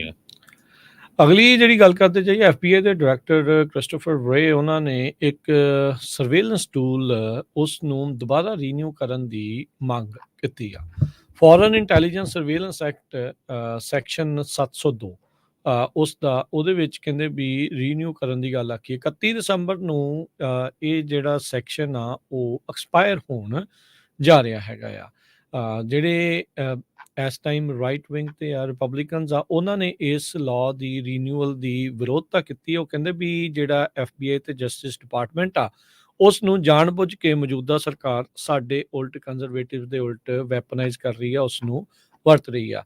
ਕ੍ਰਿਸਟੋਫਰ ਰੇ ਨੇ ਇਸ ਦੇ ਜਵਾਬ ਦੇ ਵਿੱਚ ਇਹ ਗੱਲ ਕਹਿਣ ਦੀ ਕੋਸ਼ਿਸ਼ ਕੀਤੀ ਵੀ ਕਹਿੰਦੇ ਵੀ ਇਸ ਟਾਈਮ ਇਰਾਨ ਤੇ ਚਾਈਨਾ ਦੇ ਕੋਲੋਂ ਬਹੁਤ ਜ਼ਿਆਦਾ ਆਪਾਂ ਨੂੰ ਅਮਰੀਕਾ ਨੂੰ ਖਤਰਾ ਆ, ਨੈਸ਼ਨਲ ਸਿਕਿਉਰਿਟੀ ਥ੍ਰੈਟ ਆ, ਤੇ ਜਿਹੜਾ ਸੈਕਸ਼ਨ 702 ਵਾ ਉਹ ਸਾਨੂੰ ਇਸ ਦੇ ਵਿੱਚ ਆਪਣੇ ਜਿਹੜੀਆਂ ਐਡਵਰਸਰੀਜ਼ ਹੈਗੇ ਨੇ ਇਰਾਨ ਵਰਗੇ ਉਹਨਾਂ ਨੂੰ ਕਾਬੂ ਕਰਨ ਦੇ ਵਿੱਚ ਮਦਦ ਕਰਦਾ ਹੈਗਾ। ਕਹਿੰਦੇ ਵੀ ਇੱਕ ਪਾਸੇ US ਦੇ ਬਹੁਤ ਸਾਰੇ ਹਾਈ ਲੈਵਲ ਅਫੀਸ਼ੀਅਲ ਉਹਨਾਂ ਨੂੰ ਅਸੈਸੀਨੇਟ ਕਰਨ ਦੀ ਗੱਲ ਚੱਲਦੀ ਆ, ਕਿਡਨੈਪ ਕਰਦੇ ਨੇ ਡਿਸੀਡੈਂਟਸ ਨੂੰ, ਸਾਈਬਰ ਅਟੈਕਸ ਜਿਹੜੇ ਆ ਉਹ ਕੰਡਕਟ ਹੁੰਦੇ ਆ, ਚਾਹੇ ਉਹ ਚਾਈਨਾ ਆ ਤੇ ਚਾਹੇ ਉਹ ਇਰਾਨ ਆ। ਤੇ ਕਹਿੰਦੇ ਜੇ 702 ਸੈਕਸ਼ਨ FBI ਤੋਂ ਖੋਲਿਆ ਜਾਂਦਾ ਆ ਤਾਂ ਉਹ ਇੱਕ ਤਰਫਾ ਡਿਸਆਰਮਾਮੈਂਟ ਹੋਊਗੀ, ਵੀ ਸਾਨੂੰ ਨਿਹੱਥੇ ਕਰਨ ਵਾਲੀ ਗੱਲ ਬਣ ਜਾਊਗੀ। ਸੋ ਉਹਨਾਂ ਨੇ 702 ਸੈਕਸ਼ਨ ਦੀ ਕਾਫੀ ਜ਼ਿਆਦਾ ਇੰਪੋਰਟੈਂਸ ਦੱਸਣ ਦੀ ਜਿਹੜੀ ਉਹ ਕੋਸ਼ਿਸ਼ ਇਸ ਵਿੱਚ ਕੀਤੀ। ਉਹਨਾਂ ਨੇ ਵਰੇ ਹੋਣਾ ਨੇ ਇਹ ਕਿਹਾ ਵੀ ਕਹਿੰਦੇ ਵੀ ਜਿਹੜਾ ਰੀਸੈਂਟ ਡਾਟਾ ਇਹ ਦੱਸਦਾ ਆ ਵੀ ਜਿਹੜੀ ਫੋਰਨ ਇੰਟੈਲੀਜੈਂਸ ਸਰਵੇਲੈਂਸ ਕੋਰਟ ਆ ਉਹਦੇ ਵਿੱਚ 98% ਕੰਪਲਾਇੰਸ ਰੇਟ ਆ ਤੇ ਅਸੀਂ ਬਹੁਤ ਸਾਰੇ ਜਿਹੜੇ ਰਿਫਾਰਮਸ ਆ ਇਸ ਵਿੱਚ ਕਰ ਰਹੇ ਆ ਤਾਂ ਜੋ ਸਾਰੀਆਂ ਹੀ ਧਿਰਾਂ ਇਸ ਤੋਂ ਸੰਤੁਸ਼ਟ ਜਿਹੜੀਆਂ ਉਹ ਰਹਿਣ। ਤੇ ਉਹਨਾਂ ਨੇ ਕਿਹਾ ਵੀ ਬਾਰ-ਬਾਰ ਇਹ ਉਹਨਾਂ ਨੇ ਸਟ੍ਰੈਸ ਦੇਣ ਦੀ ਕੋਸ਼ਿਸ਼ ਕੀਤੀ ਵੀ ਜੇ 702 ਲੈਪਸ ਹੁੰਦਾ ਆ ਤਾਂ ਇੱਕ ਹਿਸਾਬ ਦੇ ਨਾਲ ਜਿਹੜੀ FBI ਦੀ ਇਫੈਕਟਿਵਨੈਸ ਆ ਉਸ ਨੂੰ ਆਪਾਂ ਬਹੁਤ ਜ਼ਿਆਦਾ ਕਮਜ਼ੋਰ ਕਰ ਦੇਵਾਂਗੇ ਤੇ ਜਿੱਦਾਂ ਦਾ ਹਮਲਾ ਇੱਕ ਹਿਸਾਬ ਦੇ ਨਾਲ 9/11 ਦੇ ਦੌਰਾਨ ਹੋਇਆ ਸੀ ਉਦਾਂ ਦੀਆਂ ਜਿਹੜੇ ਪ੍ਰੀ 9/11 ਸਟਾਈਲ ਉੱਥੇ ਜਿਹੜਾ ਉਹ ਆਪਾਂ ਪਹੁੰਚ ਜਾਵਾਂਗੇ। ਸੋ ਹੁਣ ਦੇਖੋ ਇਹਦੇ ਵਿੱਚ ਅੱਗੇ ਕੀ ਬਣਦਾ, ਪਰ ਕ੍ਰਿਸਟੋਫਰ ਵਰੇ ਚਾਹੁੰਦੇ ਆ ਵੀ ਇਹ ਜਿਹੜਾ ਸੈਕਸ਼ਨ 702 ਆ ਉਹ ਬਰਕਰਾਰ ਰਹੇ। ਜੀ, ਇਹਦੇ ਨਾਲ ਰਿਲੇਟਡ ਜੇ ਖਬਰਾਂ ਸਾਂਝੀਆਂ ਕਰਦੇ ਜਾਈਏ ਸਿੱਖਾਂ ਤੇ ਭਾਰਤ ਦੇ ਨਾਲ ਰਿਲੇਟਡ, ਅੱਜ ਰਿਊਟਰਸ ਨੇ ਖਬਰ ਦਿੱਤੀ ਆ ਵੀ ਵਾਈਟ ਹਾਊਸ ਦੇ deputy national security adviser John Finer ਇੱਕ US ਦਾ ਡੈਲੀਗੇਸ਼ਨ ਲੈ ਕੇ ਨਵੀਂ ਦਿੱਲੀ ਦੇ ਵਿੱਚ ਸੋਮਵਾਰ ਨੂੰ ਮਿਲੇ ਹੈਗੇ ਆ। ਜੋ ਇਨਵੈਸਟੀਗੇਸ਼ਨ ਚੱਲ ਰਹੀ ਆ ਵੀ ਕਿਸ ਤਰ੍ਹਾਂ ਇੰਡੀਆ ਦੇ ਏਜੰਟਸ ਨੇ ਅਮਰੀਕਨ ਸਿਟੀਜ਼ਨ ਨੂੰ ਅਮਰੀਕਾ ਦੀ ਧਰਤੀ ਦੇ ਉੱਤੇ ਕਤਲ ਕਰਨ ਦੀ ਕੋਸ਼ਿਸ਼ ਕੀਤੀ ਸੀ। ਪਿਛਲੇ ਹਫ਼ਤੇ US ਸਟੇਟ ਡਿਪਾਰਟਮੈਂਟ ਨੇ ਅਲੈਜ ਕੀਤਾ ਸੀ ਕਿ ਇੰਡੀਅਨ ਗਵਰਨਮੈਂਟ ਦੇ ਆਫੀਸ਼ੀਅਲਸ ਨੇ ਅਨਸਕਸੈਸਫੁਲ ਪਲਾਟ ਕੀਤਾ ਆ ਅਸੈਸੀਨੇਟ ਕਰਨ ਦੇ ਲਈ ਗੁਰਪਤਵੰਤ ਸਿੰਘ ਪੰਨੂ ਹੁਣਾਂ ਨੂੰ। ਸੋ ਉਹਦੇ ਸੰਬੰਧ ਦੇ ਵਿੱਚ ਜਿਹੜਾ ਇਹ ਪੂਰਾ ਡੈਲੀਗੇਸ਼ਨ ਆ ਉਹ ਉੱਥੇ ਮਿਲਿਆ ਹੈਗਾ ਆ। US ਦੇ president Joe Biden, national security adviser Jake Sullivan, CIA ਦੇ ਡਾਇਰੈਕਟਰ ਬਿਲ ਬਰਨਸ ਤੇ secretary of state Tony Blinken, ਇਹਨਾਂ ਨੇ ਆਲਰੇਡੀ ਆਪਣੇ ਜਿਹੜੇ ਇੰਡੀਆ ਦੇ ਕਾਊਂਟਰ ਪਾਰਟਸ ਆ ਉਹਨਾਂ ਨਾਲ ਪਿਛਲੇ ਹਫ਼ਤਿਆਂ ਦੇ ਵਿੱਚ ਗੱਲਬਾਤ ਕੀਤੀ ਸੀ। ਇਹ ਅੱਜ ਜਿਹੜੇ ਕੱਲ ਫਿਨਰ ਜੋ ਆ ਉਹ ਇੰਡੀਆ ਦੇ ਫੋਰਨ ਮਿਨਿਸਟਰ SJ ਸ਼ੰਕਰ ਤੇ national security adviser Ajit Doval ਨੂੰ ਮਿਲੇ ਹੈਗੇ ਆ। ਉਹਨਾਂ ਨੇ ਇਹਦੇ ਨਾਲ ਮਿਡਲ ਈਸਟ ਦੇ ਵਿੱਚ ਜੋ ਡਿਵੈਲਪਮੈਂਟ ਹੋਈਆਂ ਉਹ ਵੀ ਡਿਸਕਸ ਕੀਤੀ ਆ। ਇਜ਼ਰਾਈਲ ਹਮਾਸ ਵਾਰ ਦੇ ਸੰਬੰਧ ਦੇ ਵਿੱਚ ਕੀਤੀ ਹੈਗੀ ਆ ਤੇ ਹੋਰ ਜਿਹੜੇ ਕਮਰਸ਼ੀਅਲ ਵੈਸਲਸ ਦੇ ਉੱਤੇ ਰੈੱਡ ਸੀ 'ਚ ਅਟੈਕ ਹੋ ਰਹੇ ਆ ਉਹਦੇ ਬਾਰੇ ਵੀ ਗੱਲਬਾਤ ਕੀਤੀ ਆ। ਦੂਸਰੇ ਪਾਸੇ ਅੱਜ ਨਿਊਯਾਰਕ ਟਾਈਮ ਨੇ ਬਹੁਤ ਵੱਡਾ ਆਰਟੀਕਲ ਸਿੱਖਾਂ ਦੇ ਸੰਬੰਧ ਦੇ ਵਿੱਚ ਛਾਪਿਆ ਆ। ਉਹਨਾਂ ਨੇ ਬਿਲਕੁਲ ਆਪਣੇ ਫਰੰਟ ਪੇਜ ਦੇ ਉੱਤੇ ਸ਼੍ਰੀ ਗੁਰੂ ਗ੍ਰੰਥ ਸਾਹਿਬ ਜੀ ਦੀ ਪਿਕਚਰ ਲਾ ਕੇ, ਗ੍ਰੰਥੀ ਸਿੰਘ ਉਹਨਾਂ ਚੋਂ ਪਾਠ ਕਰਦਾ ਆ, ਪੂਰਾ ਹੈਡਿੰਗ ਲਾ ਕੇ ਖਬਰ ਛਾਪੀ ਆ ਕਿ ਜਿਹੜੇ ਸਿੱਖ ਅਮਰੀਕਨ ਆ ਉਹਨਾਂ ਨੇ ਹੁਣ ਅਮਰੀਕਾ ਦੇ ਵਿੱਚ ਪ੍ਰੀਕਾਸ਼ਨ ਲੈਣੀਆਂ ਸ਼ੁਰੂ ਕਰ ਦਿੱਤੀਆਂ ਆ ਜਦੋਂ ਤੋਂ ਅਸੈਸੀਨੇਸ਼ਨ ਪਲਾਟ ਦੀ ਕੋਸ਼ਿਸ਼ ਹੋਈ ਹੈਗੀ ਆ। ਸੋ ਉਹਦੇ ਵਿੱਚ ਉਹਨਾਂ ਨੇ ਦੱਸਿਆ ਵੀ ਕਿਸ ਤਰ੍ਹਾਂ ਕੈਲੀਫੋਰਨੀਆ ਤੇ ਨਿਊਯਾਰਕ ਦੇ ਵਿੱਚ ਜਿਨ੍ਹਾਂ ਸਿੱਖਾਂ ਦੇ ਉੱਤੇ ਅਟੈਕ ਕਰਨ ਦੇ FBI ਨੇ ਦੱਸਿਆ ਸੀ ਵੀ ਤੁਹਾਡੇ ਤੇ ਅਟੈਕ ਹੋ ਸਕਦਾ, ਉਹਨਾਂ ਨੇ ਆਲਰੇਡੀ ਇਹ ਤਿਆਰੀਆਂ ਸ਼ੁਰੂ ਕਰ ਦਿੱਤੀਆਂ ਆ। ਡਾਕਟਰ ਪ੍ਰਿਤਪਾਲ ਸਿੰਘ ਉਹਨਾਂ ਨੇ ਦੱਸਿਆ ਵੀ ਜਦੋਂ FBI ਨੇ ਉਹਨਾਂ ਨੂੰ ਦੱਸਿਆ ਤੇ ਤਦ ਤੋਂ ਮੈਂ ਆਪਣਾ ਜਿਹੜਾ ਸੈਕੰਡ ਅਮੈਂਡਮੈਂਟ ਯੂਜ਼ ਕਰ ਰਿਹਾ ਆ ਤੇ ਮੈਂ ਹੁਣ ਆਪਣੀ ਗਨ ਵੀ ਕੋਲ ਸੈਲਫ ਡਿਫੈਂਸ ਦੇ ਲਈ ਰੱਖ ਰਿਹਾ ਹੈਗਾ ਆ। ਤੇ ਜਿਹੜੇ ਸਿੱਖ ਅਮਰੀਕਨਸ ਆ ਨਿਊਯਾਰਕ ਟਾਈਮ ਦੇ ਮੁਤਾਬਕ ਉਹ ਕਹਿੰਦੇ ਵੀ ਕਾਫੀ ਲੰਮੇ ਸਮੇਂ ਤੋਂ ਇੰਡੀਆ ਗਵਰਨਮੈਂਟ ਦੇ ਬਾਰੇ ਕਹਿੰਦੇ ਰਹਿੰਦੇ ਸੀ ਭਈ ਉਹ ਇਨਵੋਲਵ ਹੁੰਦੀ ਆ ਸਿੱਖਾਂ ਦੀ ਜੋ ਪੋਲਿਟਿਕਸ ਹੈਗੀ ਉਹਦੇ ਵਿੱਚ, ਖਾਸ ਕਰਕੇ ਜਿਹੜੇ ਬਾਹਰ ਵਸਦੇ ਸਿੱਖ ਆ। ਤੇ ਹੁਣ ਇਹ ਬਿਲਕੁਲ ਕਲੀਅਰ ਹੋ ਗਿਆ ਜਦੋਂ ਅਮਰੀਕਾ ਦੀ ਸਰਕਾਰ ਨੇ ਇਹ ਜਿਹੜੇ ਇਲਜ਼ਾਮ ਆ ਉਹ ਭਾਰਤ ਦੇ ਉੱਤੇ ਲਾਏ ਹੈਗੇ ਆ। ਬਹੁਤ ਸਾਰੇ ਅਮਰੀਕਨ ਕਹਿੰਦੇ ਆ ਵੀ ਮਰਡਰ ਫॉर ਹਾਇਰ ਪਲਾਟ ਜਿਹੜਾ ਸਿੱਖ ਸੈਪਰੇਟਿਸਟ ਨਿਊਯਾਰਕ ਚ ਆ ਚਾਹੇ ਕੈਲੀਫੋਰਨੀਆ ਚ ਆ ਉਹਨਾਂ ਦੇ ਅਗੇਂਸਟ ਜਿਹੜਾ ਕੀਤਾ ਗਿਆ ਹੈਗਾ। 2% ਪੋਪੂਲੇਸ਼ਨ ਆ ਸਿੱਖਾਂ ਦੀ ਭਾਰਤ ਦੇ ਵਿੱਚ ਤੇ ਇਹ ਨਿਊਯਾਰਕ ਟਾਈਮ ਦੱਸਦੀ ਆ ਜੋ ਕੋਰਟ ਦੇ ਵਿੱਚ ਡਾਕੂਮੈਂਟਸ ਸਬਮਿਟ ਕੀਤੇ ਗਏ ਸੀ। ਕਹਿੰਦੇ ਵੀ ਉਹਦੇ 'ਚ ਸਾਰਾ ਕੈਸ਼ ਕਿੱਦਾਂ ਦਿੱਤਾ ਗਿਆ, ਸਰਵੇਲੈਂਸ ਫੋਟੋਜ਼, ਅਸੈਸੀਨੇਸ਼ਨ ਟਾਰਗੇਟ, ਸਾਰਾ ਕੁਝ DEA ਏਜੰਟ ਦੇ ਨਾਲ ਜੋ ਪੈਸੇ ਦੇ ਕੇ ਕੀਤਾ ਗਿਆ ਸੀ ਪੂਰਾ ਡਿਟੇਲ ਦੇ ਵਿੱਚ ਦੱਸਿਆ ਗਿਆ ਸੀ। ਕਿਰਨ ਕੌਰ ਗਿੱਲ ਐਗਜ਼ੀਕਿਊਟਿਵ ਡਾਇਰੈਕਟਰ ਆ ਸਿੱਖ ਅਮਰੀਕਨ ਲੀਗਲ ਡਿਫੈਂਸ ਦੇ ਐਗਜ਼ੀਕਿਊਟਿਵ ਫੰਡ ਦੇ। ਇਹ ਸਿਵਲ ਰਾਈਟਸ ਐਡਵੋਕੇਸੀ ਗਰੁੱਪ ਆ ਜੋ ਵਾਸ਼ਿੰਗਟਨ ਦੇ ਵਿੱਚ ਬੇਸਡ ਆ। ਉਹਨਾਂ ਨੇ ਕਿਹਾ ਵੀ ਸਾਡੀ ਕਮਿਊਨਿਟੀ ਤਾਂ ਬਹੁਤ ਲੰਮੇ ਸਮੇਂ ਤੋਂ ਜੋ ਇਹ ਕਹਿ ਰਹੀ ਸੀ ਕਿ ਜਿਹੜੀਆਂ ਡਿਸੈਂਟਿੰਗ ਵੌਇਸਿਸ ਆ ਜਿਹੜੀਆਂ ਭਾਰਤ ਦੇ ਅਗੇਂਸਟ ਆਵਾਜ਼ਾਂ ਬੋਲਦੀਆਂ ਆ ਕਿ ਹਾਂ ਸਾਡੇ ਨਾਲ ਧੱਕਾ ਹੁੰਦਾ, ਉਹਨਾਂ ਨੂੰ ਦੱਬਣ ਦੀ ਬਹੁਤ ਲੰਮੇ ਸਮੇਂ ਤੋਂ ਜਿਹੜੀ ਆ ਕੋਸ਼ਿਸ਼ ਚੱਲ ਰਹੀ ਹੈਗੀ ਆ। ਸੋ ਅਮਰੀਕਾ ਦੇ ਵਿੱਚ ਨਿਊਯਾਰਕ ਟਾਈਮ ਦੱਸਦਾ ਆ ਵੀ ਸਿੱਖਾਂ ਨੇ 1900 ਦੇ ਵਿੱਚ ਆਉਣਾ ਸ਼ੁਰੂ ਕੀਤਾ ਸੀ। ਬਹੁਤ ਸਾਰੇ ਸਿੱਖ 1965 ਤੋਂ ਬਾਅਦ ਆਏ ਆ ਤੇ ਕਹਿੰਦੇ ਵੀ ਨਾ ਹੁਣ 5 ਲੱਖ ਤੋਂ ਵੱਧ ਸਿੱਖ ਜਿਹੜੇ ਅਮਰੀਕਾ 'ਚ ਰਹਿੰਦੇ ਆ ਜਿਨ੍ਹਾਂ 'ਚ ਮੈਜੋਰਟੀ 'ਚ ਬੇ ਏਰੀਆ 'ਚ, ਸੈਂਟਰ ਵੈਲੀ ਕੈਲੀਫੋਰਨੀਆ ਦੀ, ਨਿਊ ਜਰਸੀ, ਨਿਊਯਾਰਕ ਇਹਨਾਂ ਏਰੀਆ 'ਚ ਰਹਿੰਦੇ ਆ। ਤੇ ਇਹਨਾਂ ਦੇ ਕੋਲ ਪਾਵਰਫੁਲ ਫਾਰਮਿੰਗ ਲੌਬੀਜ਼ ਹੈਗੀਆਂ ਕੈਲੀਫੋਰਨੀਆ ਦੇ ਵਿੱਚ ਵੀ, ਹੋਰ ਵੀ। ਤੇ ਸਿੱਖਾਂ ਤੇ ਇਕੱਲੇ ਉਹ ਨਹੀਂ ਹੈ, ਕਹਿੰਦੇ ਵੀ ਵੱਖ-ਵੱਖ ਸਮੇਂ ਦੇ ਉੱਤੇ ਅਟੈਕ ਹੁੰਦੇ ਰਹੇ ਆ। ਸਤੰਬਰ 11 ਦੇ ਦੌਰਾਨ ਵੀ ਸਿੱਖਾਂ ਨੂੰ ਮੁਸਲਮਾਨ ਸਮਝ ਕੇ ਉਹਨਾਂ ਤੇ ਅਟੈਕ ਕੀਤਾ ਗਿਆ, ਤੇ ਪਹਿਲੇ ਸਿੱਖ ਜਿਹੜੇ ਬਲਵੀਰ ਸਿੰਘ ਸੋਢੀ ਆ, ਉਹਨਾਂ ਨੂੰ ਗੈਸ ਸਟੇਸ਼ਨ ਦੇ ਬਾਹਰ ਐਰੀਜ਼ੋਨਾ ਦੇ ਵਿੱਚ ਗੋਲੀਆਂ ਮਾਰ ਕੇ ਮਾਰ ਦਿੱਤਾ ਗਿਆ ਸੀ। ਉਸ ਤੋਂ ਬਾਅਦ 2012 ਦੇ ਵਿੱਚ ਇੱਕ ਸੁਪਰ ਮਰਸਿਸਟ ਜੋ ਹੈਗਾ ਆ, ਉਸਨੇ 6 ਲੋਕਾਂ ਨੂੰ ਗੁਰਦੁਆਰਾ ਸਾਹਿਬ ਵਿੱਚ ਗੋਲੀਆਂ ਮਾਰ ਕੇ ਓਕ ਕ੍ਰੀਕ ਜੋ ਵਿਸਕੌਨਸਨ ਆ ਉੱਥੇ ਮਾਰ ਦਿੱਤਾ ਸੀ।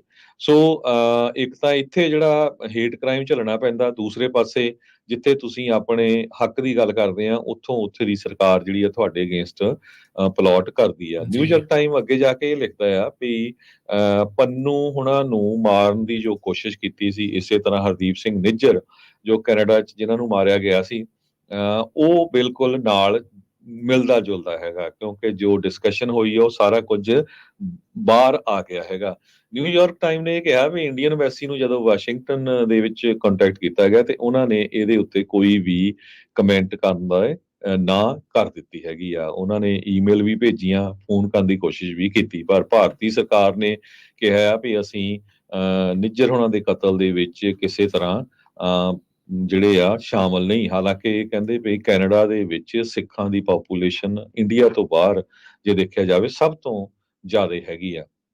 ਸੋ ਬਹੁਤ ਵੱਡੀ ਡਿਟੇਲ ਦੇ ਵਿੱਚ ਅੱਜ ਉਹਨਾਂ ਨੇ ਅੱਧੇ ਸਫ਼ੇ ਤੋਂ ਵੀ ਜ਼ਿਆਦਾ ਜਿਹੜੀ ਰਿਪੋਰਟ ਆ, ਕਿਸ ਤਰ੍ਹਾਂ ਜਿਹੜੇ ਸਿੱਖ ਆ ਬਾਹਰ ਆਪਣੇ ਰਾਜ ਦੀ ਗੱਲ ਕਰਦੇ ਹੈਗੇ ਆ, ਉਹ ਪੂਰੀ ਛਾਪੀ ਹੈਗੀ ਆ। ਇਸੇ ਤਰ੍ਹਾਂ Nirvikar Singh professor of economics ਆ university of California Santa Cruz ਦੇ ਵਿੱਚ, ਉਹ ਇੱਕ ਉਹਨਾਂ ਨੇ ਬੁੱਕ ਵੀ ਲਿਖੀ ਆ ਅਦਰ 1% ਇੰਡੀਅਨਸ ਇਨ ਅਮਰੀਕਾ।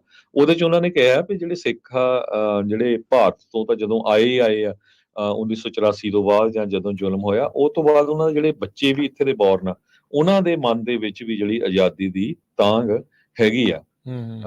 ਸਿੱਖ ਜਿਹੜੇ ਅਮਰੀਕਨਸ ਆ ਉਹ ਭਾਰਤ ਦੀ ਸਰਕਾਰ ਤੋਂ ਇਸ ਟਾਈਮ ਇਸ ਕਰਕੇ ਔਖੇ ਆ ਵੀ ਉੱਥੇ ਦਾ ਜਿਹੜਾ ਪ੍ਰਾਈਮ ਮਿਨਿਸਟਰ ਨਰਿੰਦਰ ਮੋਦੀ ਆ, ਹਿੰਦੂ ਨੈਸ਼ਨਲਿਸਟ ਹੈਗਾ ਆ, ਉਹ ਸਿੱਖਾਂ ਨੂੰ ਹਮੇਸ਼ਾ ਹੀ ਅੱਤਵਾਦੀ ਵੱਖਵਾਦੀ ਸ਼ੋਅ ਕਰਦਾ ਰਹਿੰਦਾ ਆ। ਆਪਾਂ ਕਿਸਾਨ ਮੋਰਚੇ ਦੇ ਦੌਰਾਨ ਵੀ ਜਿਹੜਾ ਸਾਰਾ ਕੁਝ ਦੇਖਿਆ ਹੈ, ਸਾਰਾ ਕੁਝ ਨਿਊਯਾਰਕ ਟਾਈਮ ਦੇ ਵਿੱਚ ਲਿਖਿਆ ਆ। ਅਸੀਂ ਆਪਣੇ ਕੋਲੋਂ ਕੁਝ ਨਹੀਂ ਕਹਿ ਰਹੇ, ਐਗਜ਼ੈਕਟਲੀ ਜੋ ਲਿਖਿਆ ਮੈਂ ਉਹੀ ਤੁਹਾਡੇ ਨਾਲ ਸ਼ੇਅਰ ਕਰ ਰਿਹਾ। ਅੱਜ ਦਾ ਜੋ ਸਵੇਰ ਦਾ ਨਿਊਯਾਰਕ ਟਾਈਮ ਆ ਦਸੰਬਰ 5 ਦਾ, ਇਹ ਜੇ ਸਮਾਂ ਲੱਗਿਆ ਜ਼ਰੂਰ ਸਾਰੇ ਜਣੇ ਉਹਨੂੰ ਪੜ੍ਹਿਓ ਜ਼ਰੂਰ, ਤੁਹਾਨੂੰ ਪਤਾ ਲੱਗੂਗਾ ਵੀ ਕਿੰਨੀ ਡਿਟੇਲ ਦੇ ਵਿੱਚ ਉਹਨਾਂ ਨੇ ਜਿਹੜੀ ਇਹ ਇਨਫੋਰਮੇਸ਼ਨ ਲਿਖੀ ਆ। ਇਸੇ ਤਰ੍ਹਾਂ ਜਕਾਰਾ ਮੂਵਮੈਂਟ ਦਾ ਵੀ ਲਿਖਿਆ, ਦੀਪ ਸਿੰਘ ਹੋਣੀ ਕਿੱਦਾਂ ਉਹ ਪੰਜਾਬੀ ਸਿੱਖ ਕਮਿਊਨਿਟੀਜ਼ ਜੋ ਕੈਲੀਫੋਰਨੀਆ 'ਚ ਇੱਕ ਨਾਨ ਪ੍ਰੋਫਿਟ ਆਰਗੇਨਾਈਜੇਸ਼ਨ ਆ, ਉਹ ਕਿਸ ਤਰ੍ਹਾਂ ਜਿਹੜਾ ਇਸ ਉੱਤੇ ਜਿਹੜਾ ਵਰਕਆਊਟ ਕਰ ਰਹੇ ਆ ਵੀ ਜਿਹੜਾ ਸਿੱਖਾਂ ਦੇ ਨਾਲ ਧੱਕਾ ਹੋ ਰਿਹਾ ਹੈ। ਐਂਡ ਦੇ ਵਿੱਚ ਜਿਹੜੇ ਡਾਕਟਰ ਪ੍ਰਿਤਪਾਲ ਆ ਉਹ ਕਹਿੰਦੇ ਆ ਵੀ ਸਿੱਖ ਤਾਂ ਹਮੇਸ਼ਾ ਵਾਰੀਅਰਸ ਹੁੰਦੇ ਆ ਤੇ ਸਿੱਖ ਐਕਟਿਵਿਸਟ ਹੁੰਦੇ ਆ, ਇਹ ਸਾਡੇ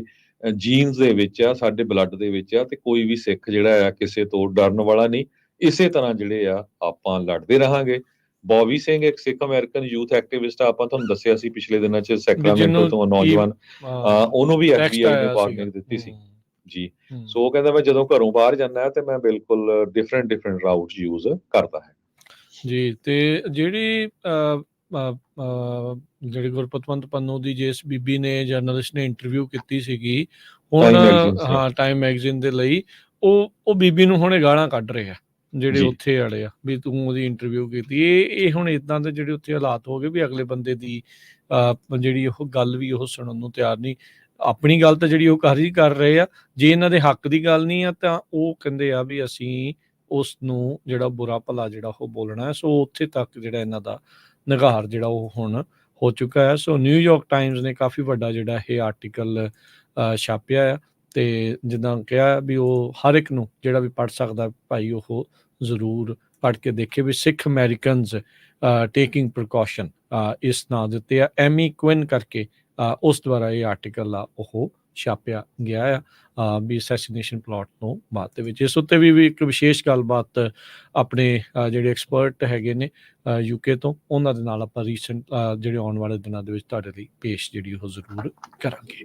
ਤੇ ਹਰਜੋਤ ਸਿੰਘ ਜੀ, ਅਗਲੀ ਜਿਹੜੀ ਗੱਲ ਕਰਦੇ ਜਾਈਏ, ਇਸ ਟਾਈਮ ਜਿਹੜੀ ਖਬਰ ਆ ਰਹੀ ਆ CHP ਦੇ ਨਾਲ ਜਿਹੜੀ ਉਹ ਜੁੜੀ ਹੋਈ ਆ, ਵੀ ਕੈਲਟ੍ਰਾਂਸ ਦੇ ਨਾਲ ਜਿਹੜੀ ਉਹ ਜੁੜੀ ਹੋਈ ਆ। ਕਹਿੰਦੇ ਵੀ ਕੈਲਟ੍ਰਾਂਸ ਵਾਲੇ ਇਸ ਟਾਈਮ ਦੇਖ ਰਹੇ ਆ ਵੀ ਭਾਈ ਜਿਹੜੇ ਵੱਖ-ਵੱਖ ਥਾਵਾਂ ਦੇ ਉੱਤੇ ਇਹਨਾਂ ਨੇ ਲੀਜ਼ਸ ਦਿੱਤੀਆਂ ਆ ਵੀ ਉਹਨਾਂ ਦਾ ਅੱਗੇ ਕੀ ਜਿਹੜਾ ਉਹ ਹੋਣਾ ਚਾਹੀਦਾ ਹੈ। ਮਰਕਰੀ ਨਿਊਜ਼ ਨੇ ਇਹ ਇੱਕ ਰਿਪੋਰਟ ਜਿਹੜੀ ਉਹ ਛਾਪੀ ਆ ਵੀ ਕਹਿੰਦੇ ਵੀ ਇਸ ਟਾਈਮ ਅੱਧੇ ਦਰਜਨ ਤੋਂ ਵੱਧ ਅਜਿਹੀਆਂ ਥਾਵਾਂ ਨੇ ਜਿਨ੍ਹਾਂ ਨੂੰ ਉਹਨਾਂ ਨੇ ਝੱਟ ਦੇਣੀ ਰੀ-ਇੰਸਪੈਕਸ਼ਨ ਦੇ ਲਈ ਆਖਿਆ ਆ। ਉੱਦਾਂ ਦੇਖਿਆ ਜਾਵੇ ਤਾਂ ਕਹਿੰਦੇ ਵੀ ਵੱਖ-ਵੱਖ ਫ੍ਰੀਵੇਜ਼ ਦੇ ਅੰਡਰ ਇਹ ਰੈਂਟ ਕਰਕੇ ਤਕਰੀਬਨ $34 ਮਿਲੀਅਨ ਸਾਲਾਨਾ ਇਹਨਾਂ ਦੀ ਕਮਾਈ ਹੁੰਦੀ ਆ। ਪਰ I-10 ਦੇ ਵਿੱਚ ਜਿਹੜਾ ਨੁਕਸਾਨ ਹੋਇਆ, ਅੱਗ ਲੱਗੀ ਤੇ 8 ਦਿਨ ਤੱਕ ਸਾਰਾ ਕੁਛ ਬੰਦ ਰਿਹਾ। ਕੀ ਵਾਕਿਆ ਹੀ ਉਹ $34 ਮਿਲੀਅਨ ਦੇ ਬਰਾਬਰ ਉਹ ਰੈਵਨਿਊ ਦੇ ਬਰਾਬਰ ਇਹਨਾਂ ਨੂੰ ਫਾਇਦਾ ਹੈਗਾ ਆ ਕਿ ਨਹੀਂ? ਇਸ ਉੱਤੇ ਵੀ ਹੁਣ ਜਿਹੜੇ ਉਹ ਕਈ ਸਵਾਲ ਨੇ। ਹੁਣ 580 ਦੇ ਅੰਡਰ ਖਾਸ ਕਰਕੇ ਇਹਨਾਂ ਨੇ ਦੇਖਿਆ ਵੀ ਜਿਹੜੇ ਵੈਸਟ ਓਕਲੈਂਡ ਦੇ ਜਿਹੜੇ 580 ਦੇ ਅੰਡਰਪਾਸ ਦੇ ਹੇਠਾਂ wooden pellet, vehicle, trailer, storage ਬਿਨ, ਅਪਲਾਇੰਸ, ਆਰਵੀਜ਼ ਤੇ ਹੋਰ ਕਈ ਤਰੀਕੇ ਦਾ ਇਕਵਿਪਮੈਂਟ ਆ ਉੱਥੇ ਪਿਆ ਆ। ਤੇ ਯਾਰਡ ਸਪੇਸ ਫॉर ਰੈਂਟ ਦੇ ਜਿਹੜੇ ਉੱਥੇ ਉਹਨਾਂ ਨੇ ਜਿਹੜੇ ਲੋਗੋ ਵੀ ਉੱਥੇ ਲਗਾਏ ਹੈਗੇ ਨੇ, ਬੈਨਰ ਜਿਹੜੇ ਉਹ ਲੱਗੇ ਨੇ। 3 ਲੱਖ ਲੋਕਾਂ ਨੂੰ ਬਹੁਤ ਜ਼ਿਆਦਾ ਮੁਸ਼ਕਲਾਂ ਜਿਹੜੀਆਂ ਉਹ ਝੱਲਣੀਆਂ ਪਈਆਂ ਜਦੋਂ I-10 LA ਦੇ ਵਿੱਚ ਅੱਗ ਦੀ ਭੇਂਟ ਉੱਥੇ ਚੜ੍ਹ ਗਿਆ ਸੀ। 8 ਦਿਨ ਬੰਦ ਰਿਹਾ ਤੇ ਫਿਰ ਮਸਾਂ ਹੀ ਦਿਨ ਰਾਤ ਕੰਮ ਕਰਕੇ ਫਿਰ ਦੁਬਾਰਾ ਕੰਮ ਜਿਹੜਾ ਉਹ ਚੱਲਿਆ। 601 ਇਸ ਟਾਈਮ ਕੈਲਟ੍ਰਾਂਸ ਦੱਸਦਾ ਆ ਵੀ ਉਹਨਾਂ ਦੀਆਂ ਐਕਟਿਵ ਲੀਜ਼ਸ ਨੇ, ਜਿਨ੍ਹਾਂ ਚੋਂ ਅੱਧਿਆਂ ਤਕਰੀਬਨ ਬੇ ਏਰੀਏ ਦੇ ਵਿੱਚ ਹੀ ਦੱਸੀਆਂ ਜਾਂਦੀਆਂ। ਇਸ ਨੂੰ 에ਅਰ ਸਪੇਸ ਪ੍ਰੋਗਰਾਮ ਦੇ ਅੰਡਰ ਜਿਹੜੇ ਉਹ ਦੱਸਦੇ ਨੇ ਤੇ ਟਰਾਂਸਪੋਰਟੇਸ਼ਨ ਪ੍ਰੋਗਰਾਮਸ ਦੇ ਲਈ ਇਸ ਤੋਂ ਇਹ ਮਨੀ ਰੇਜ਼ ਕਰਦੇ ਨੇ। ਸੋ ਜਿੱਦਾਂ ਦੱਸਿਆ ਵੀ $34 ਮਿਲੀਅਨ ਬਣਦਾ ਆ। ਸੋ ਹੁਣ ਇਹ ਓਵਰਆਲ ਖਰਚਾ ਉਹ I-10 ਦੀ ਅੱਗ ਤੋਂ ਬਾਅਦ 'ਚ ਉਸਨੂੰ ਬੰਦ ਕਰਕੇ ਦੁਬਾਰਾ ਚਾਲੂ ਕਰਨ 'ਚ ਤੇ ਜਿਹੜਾ ਆਵਾਜਾਈ 'ਚ ਠੱਪ ਹੋਇਆ ਉਹ 'ਚ ਕਿੰਨਾ ਖਰਚਾ ਲੱਗਾ, ਉਹ ਆંકੜੇ ਤਾਂ ਅਜੇ ਬਾਅਦ ਦੇ ਵਿੱਚ ਆਉਣਗੇ।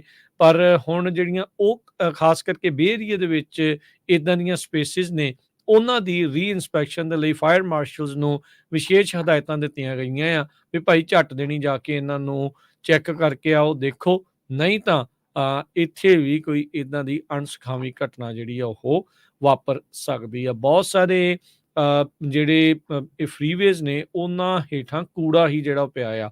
ਕਈ ਥਾਵਾਂ ਦੇ ਉੱਤੇ ਹੋਮਲੈਸ ਇਨਕੈਂਪਮੈਂਟ ਜਿਹੜੀਆਂ ਆ ਉਹ ਬਣ ਚੁੱਕੀਆਂ ਆ। ਕਈ ਵਾਰੀ ਉੱਥੇ ਜਿਹੜਾ ਕੂੜਾ ਕਰਕਟ ਪਿਆ ਆ, ਗਾਰਬੇਜ ਪਿਆ, ਉਹਨੂੰ ਅੱਗ ਵੀ ਲੱਗੀ ਆ, ਜਿਸ ਦੇ ਨਿਸ਼ਾਨ ਫ੍ਰੀਵੇਜ਼ ਦੇ ਉੱਤੇ ਨਜ਼ਰ ਵੀ ਕਈ ਵਾਰੀ ਆਉਂਦੇ ਨੇ। ਸੋ ਇਹ ਕਾਫੀ ਵੱਡਾ ਇੱਕ ਮੁਸ਼ਕਲ ਦਾ ਸਬੱਬ ਬਣਿਆ ਆ।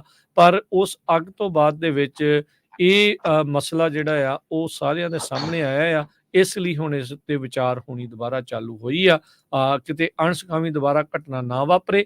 ਇਸ ਲਈ ਕੈਲਟ੍ਰਾਂਸ ਵਾਲੇ ਜਿਹੜੇ ਹੁਣ ਨਵੀਆਂ ਇੰਸਪੈਕਸ਼ਨਸ ਜਿਹੜੀਆਂ ਉਹ ਕਰ ਰਹੇ ਨੇ।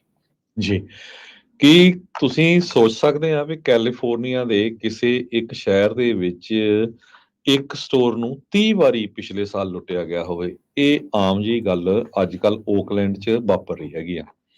ਓਕਲੈਂਡ 'ਚ ਕੱਲ ਇੱਕ 7-Eleven ਦੇ ਬਾਹਰ ਸ਼ਰੇਆਮ ਸ਼ੂਟਿੰਗ ਹੋਈ।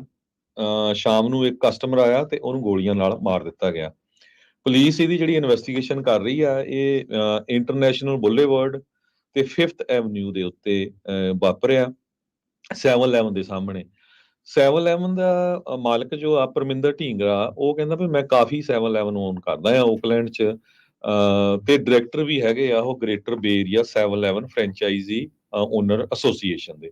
ਉਹਨਾਂ ਨੇ ਜਿਹੜੀ ਸਰਵੇਲੈਂਸ ਵੀਡੀਓ ਆ ਉਹ ਸ਼ੇਅਰ ਵੀ ਕੀਤੀ ਵੀ ਕਿਸ ਤਰ੍ਹਾਂ ਪਿਛਲੇ ਦਿਨਾਂ ਦੇ ਵਿੱਚ ਤੁਹਾਡੇ ਨਾਲ ਖਬਰ ਸਾਂਝੀ ਕੀਤੀ ਸੀ ਵੀ ਇੱਕ ਜਿਹੜਾ ਟਰੱਕ ਡਰਾਈਵਰ ਆ ਉਹ ਡਿਲੀਵਰ ਕਰਨ ਆਇਆ ਸਿਗਰਟਸ ਨੂੰ ਤੇ ਉਹਨੂੰ ਜਿਹੜਾ ਆ 8-9 ਜਣਿਆਂ ਨੇ ਗੰਨਾਂ ਦੇ ਨਾਲ ਲੁੱਟ ਲਿਆ। ਹਾਲਾਂਕਿ ਉਹਦੇ ਕੋਲ ਵੀ ਗਨ ਸੀ। ਉਹਨੇ ਕਿਹਾ ਵੀ ਮੇਰਾ ਇੱਕ ਸਟੋਰ ਪਿਛਲੇ ਸਾਲ 30 ਵਾਰੀ ਲੁੱਟ ਹੋਇਆ ਹੈ। 7-Eleven ਦੇ ਉੱਤੇ ਖਾਸ ਕਰਕੇ ਓਕਲੈਂਡ 'ਚ ਕਹਿੰਦੇ ਵੀ ਪਿਛਲੇ 3 ਮਹੀਨਿਆਂ 'ਚ ਕਹਿੰਦਾ 4 ਵਾਰੀ ਰੋਬਰੀ ਹੋ ਚੁੱਕੀ ਆ। ਇਹ ਤਾਂ ਯੂਜ਼ਲੀ ਆ ਵੀ ਐਵਰੀਡੇ ਵਾਪਰ ਰਿਹਾ ਹੈਗਾ। ਸੋ ਹੁਣ ਜਿਹੜੇ 7-Eleven ਦੇ ਮਾਲਕ ਆ, 7-Eleven ਤੇ ਕੰਮ ਕਰਨ ਵਾਲੇ ਆ, ਈਵਨ 7-Eleven ਤੇ ਜਾਣ ਵਾਲੇ ਕਸਟਮਰ ਵੀ ਆਪਣੀ ਜਿਹੜੀ ਸੇਫਟੀ ਆ ਉਹਨਾਂ ਨੂੰ ਉਹਦਾ ਬਹੁਤ ਜ਼ਿਆਦਾ ਕੰਸਰਨ ਆ। ਕਹਿੰਦੇ ਡਰ ਆ। ਭਈ ਇੱਕ ਕਸਟਮਰ ਲਿਊਸ ਨਾਮ ਦਾ ਬੰਦਾ ਕਹਿੰਦਾ ਜਦੋਂ ਮੈਂ ਜਾਂਦਾ ਆ ਬਹੁਤ ਆਲਾ ਦੁਆਲਾ ਦੇਖਦਾ ਵੀ ਕਿਤੇ ਭਾਈ ਕੋਈ ਗੋਲੀ ਸ਼ੋਲੀ ਤਾਂ ਨਹੀਂ ਆ ਰਹੀ ਹੈਗੀ। ਸੋ ਇੰਨਾ ਬੁਰਾ ਹਾਲ ਜਿਹੜਾ ਕੈਲੀਫੋਰਨੀਆ ਦੇ ਓਕਲੈਂਡ ਸ਼ਹਿਰ ਦਾ ਹੋ ਗਿਆ ਹੈਗਾ ਆ। ਅੱਗੇ ਕਹਿੰਦੇ ਕਾਫੀ ਸਾਲ ਪਹਿਲਾਂ ਕਦੇ ਕਤਾਈ ਇਦਾਂ ਦੀ ਚੀਜ਼ ਵਾਪਰਦੀ ਹੁੰਦੀ ਸੀ, ਪਰ ਹਰ ਰੋਜ਼ ਜੋ ਓਕਲੈਂਡ ਦੇ ਵਿੱਚ ਇਹ ਵਾਪਰਿਆ। ਅਸਾਦ ਬਰੂਨੋ ਨਾਮ ਦਾ ਇੱਕ ਕਸਟਮਰ ਜਦੋਂ ਇੱਕ 7-Eleven ਤੇ ਗਿਆ ਹੁਣ ਦੱਸਿਆ। ਸੋ ਬਹੁਤ ਸਾਰੇ ਆਪਣੇ ਪੰਜਾਬੀ ਭੈਣਾਂ ਭਰਾਵਾਂ ਦੇ ਬਿਜ਼ਨੈਸਸ ਆ ਇਦਾਂ ਦੇ ਸ਼ਹਿਰਾਂ ਦੇ ਵਿੱਚ ਤੇ ਭਾਈ ਸਾਰੇ ਜਣੇ ਧਿਆਨ ਨਾਲ ਰਹੋ। ਬਹੁਤ ਜਿਹੜਾ ਬੁਰਾ ਹਾਲ ਇਸ ਟਾਈਮ ਚੱਲ ਰਿਹਾ ਵੀ ਦੇਖੋ, ਇੱਕ 7-11 ਨੂੰ 30 ਵਾਰ ਇੱਕ ਸਾਲ 'ਚ ਲੁੱਟਿਆ ਹੋਵੇ ਤੇ ਉੱਥੇ ਜਿਹੜਾ ਮਾਲਕ ਕੀ ਕਰੂਗਾ, ਇੰਸ਼ੋਰੈਂਸ ਕੰਪਨੀਆਂ ਕੀ ਕਰੂਗੀਆਂ ਤੇ ਜਿਹੜੇ ਕਸਟਮਰ ਆ ਉਹ ਕੀ ਕਰੂਗੇ। ਜੀ ਜੀ ਪ੍ਰੋਗਰਾਮ ਦਾ ਸਮਾਂ ਜਿਹੜਾ ਹੁਣ ਇੱਥੇ ਹੀ ਸਮਾਪਤ ਹੈ। ਮਿਲਾਂਗੇ ਆਪਾਂ ਆਪਣੇ ਸਾਰੇ ਸਰੋਤਿਆਂ ਨੂੰ ਜਿਹੜਾ ਹੁਣ ਅਗਲੀ ਵਾਰ, ਉਦੋਂ ਤੱਕ ਲਈ ਲੈਂਦੇ ਹਾਂ ਜੀ ਇਜਾਜ਼ਤ। ਸਾਡੇ ਵੱਲੋਂ ਸਭ ਨੇ ਪਿਆਰ ਭਰੀ ਸਤਿ ਸਤਿ ਸ੍ਰੀ ਅਕਾਲ।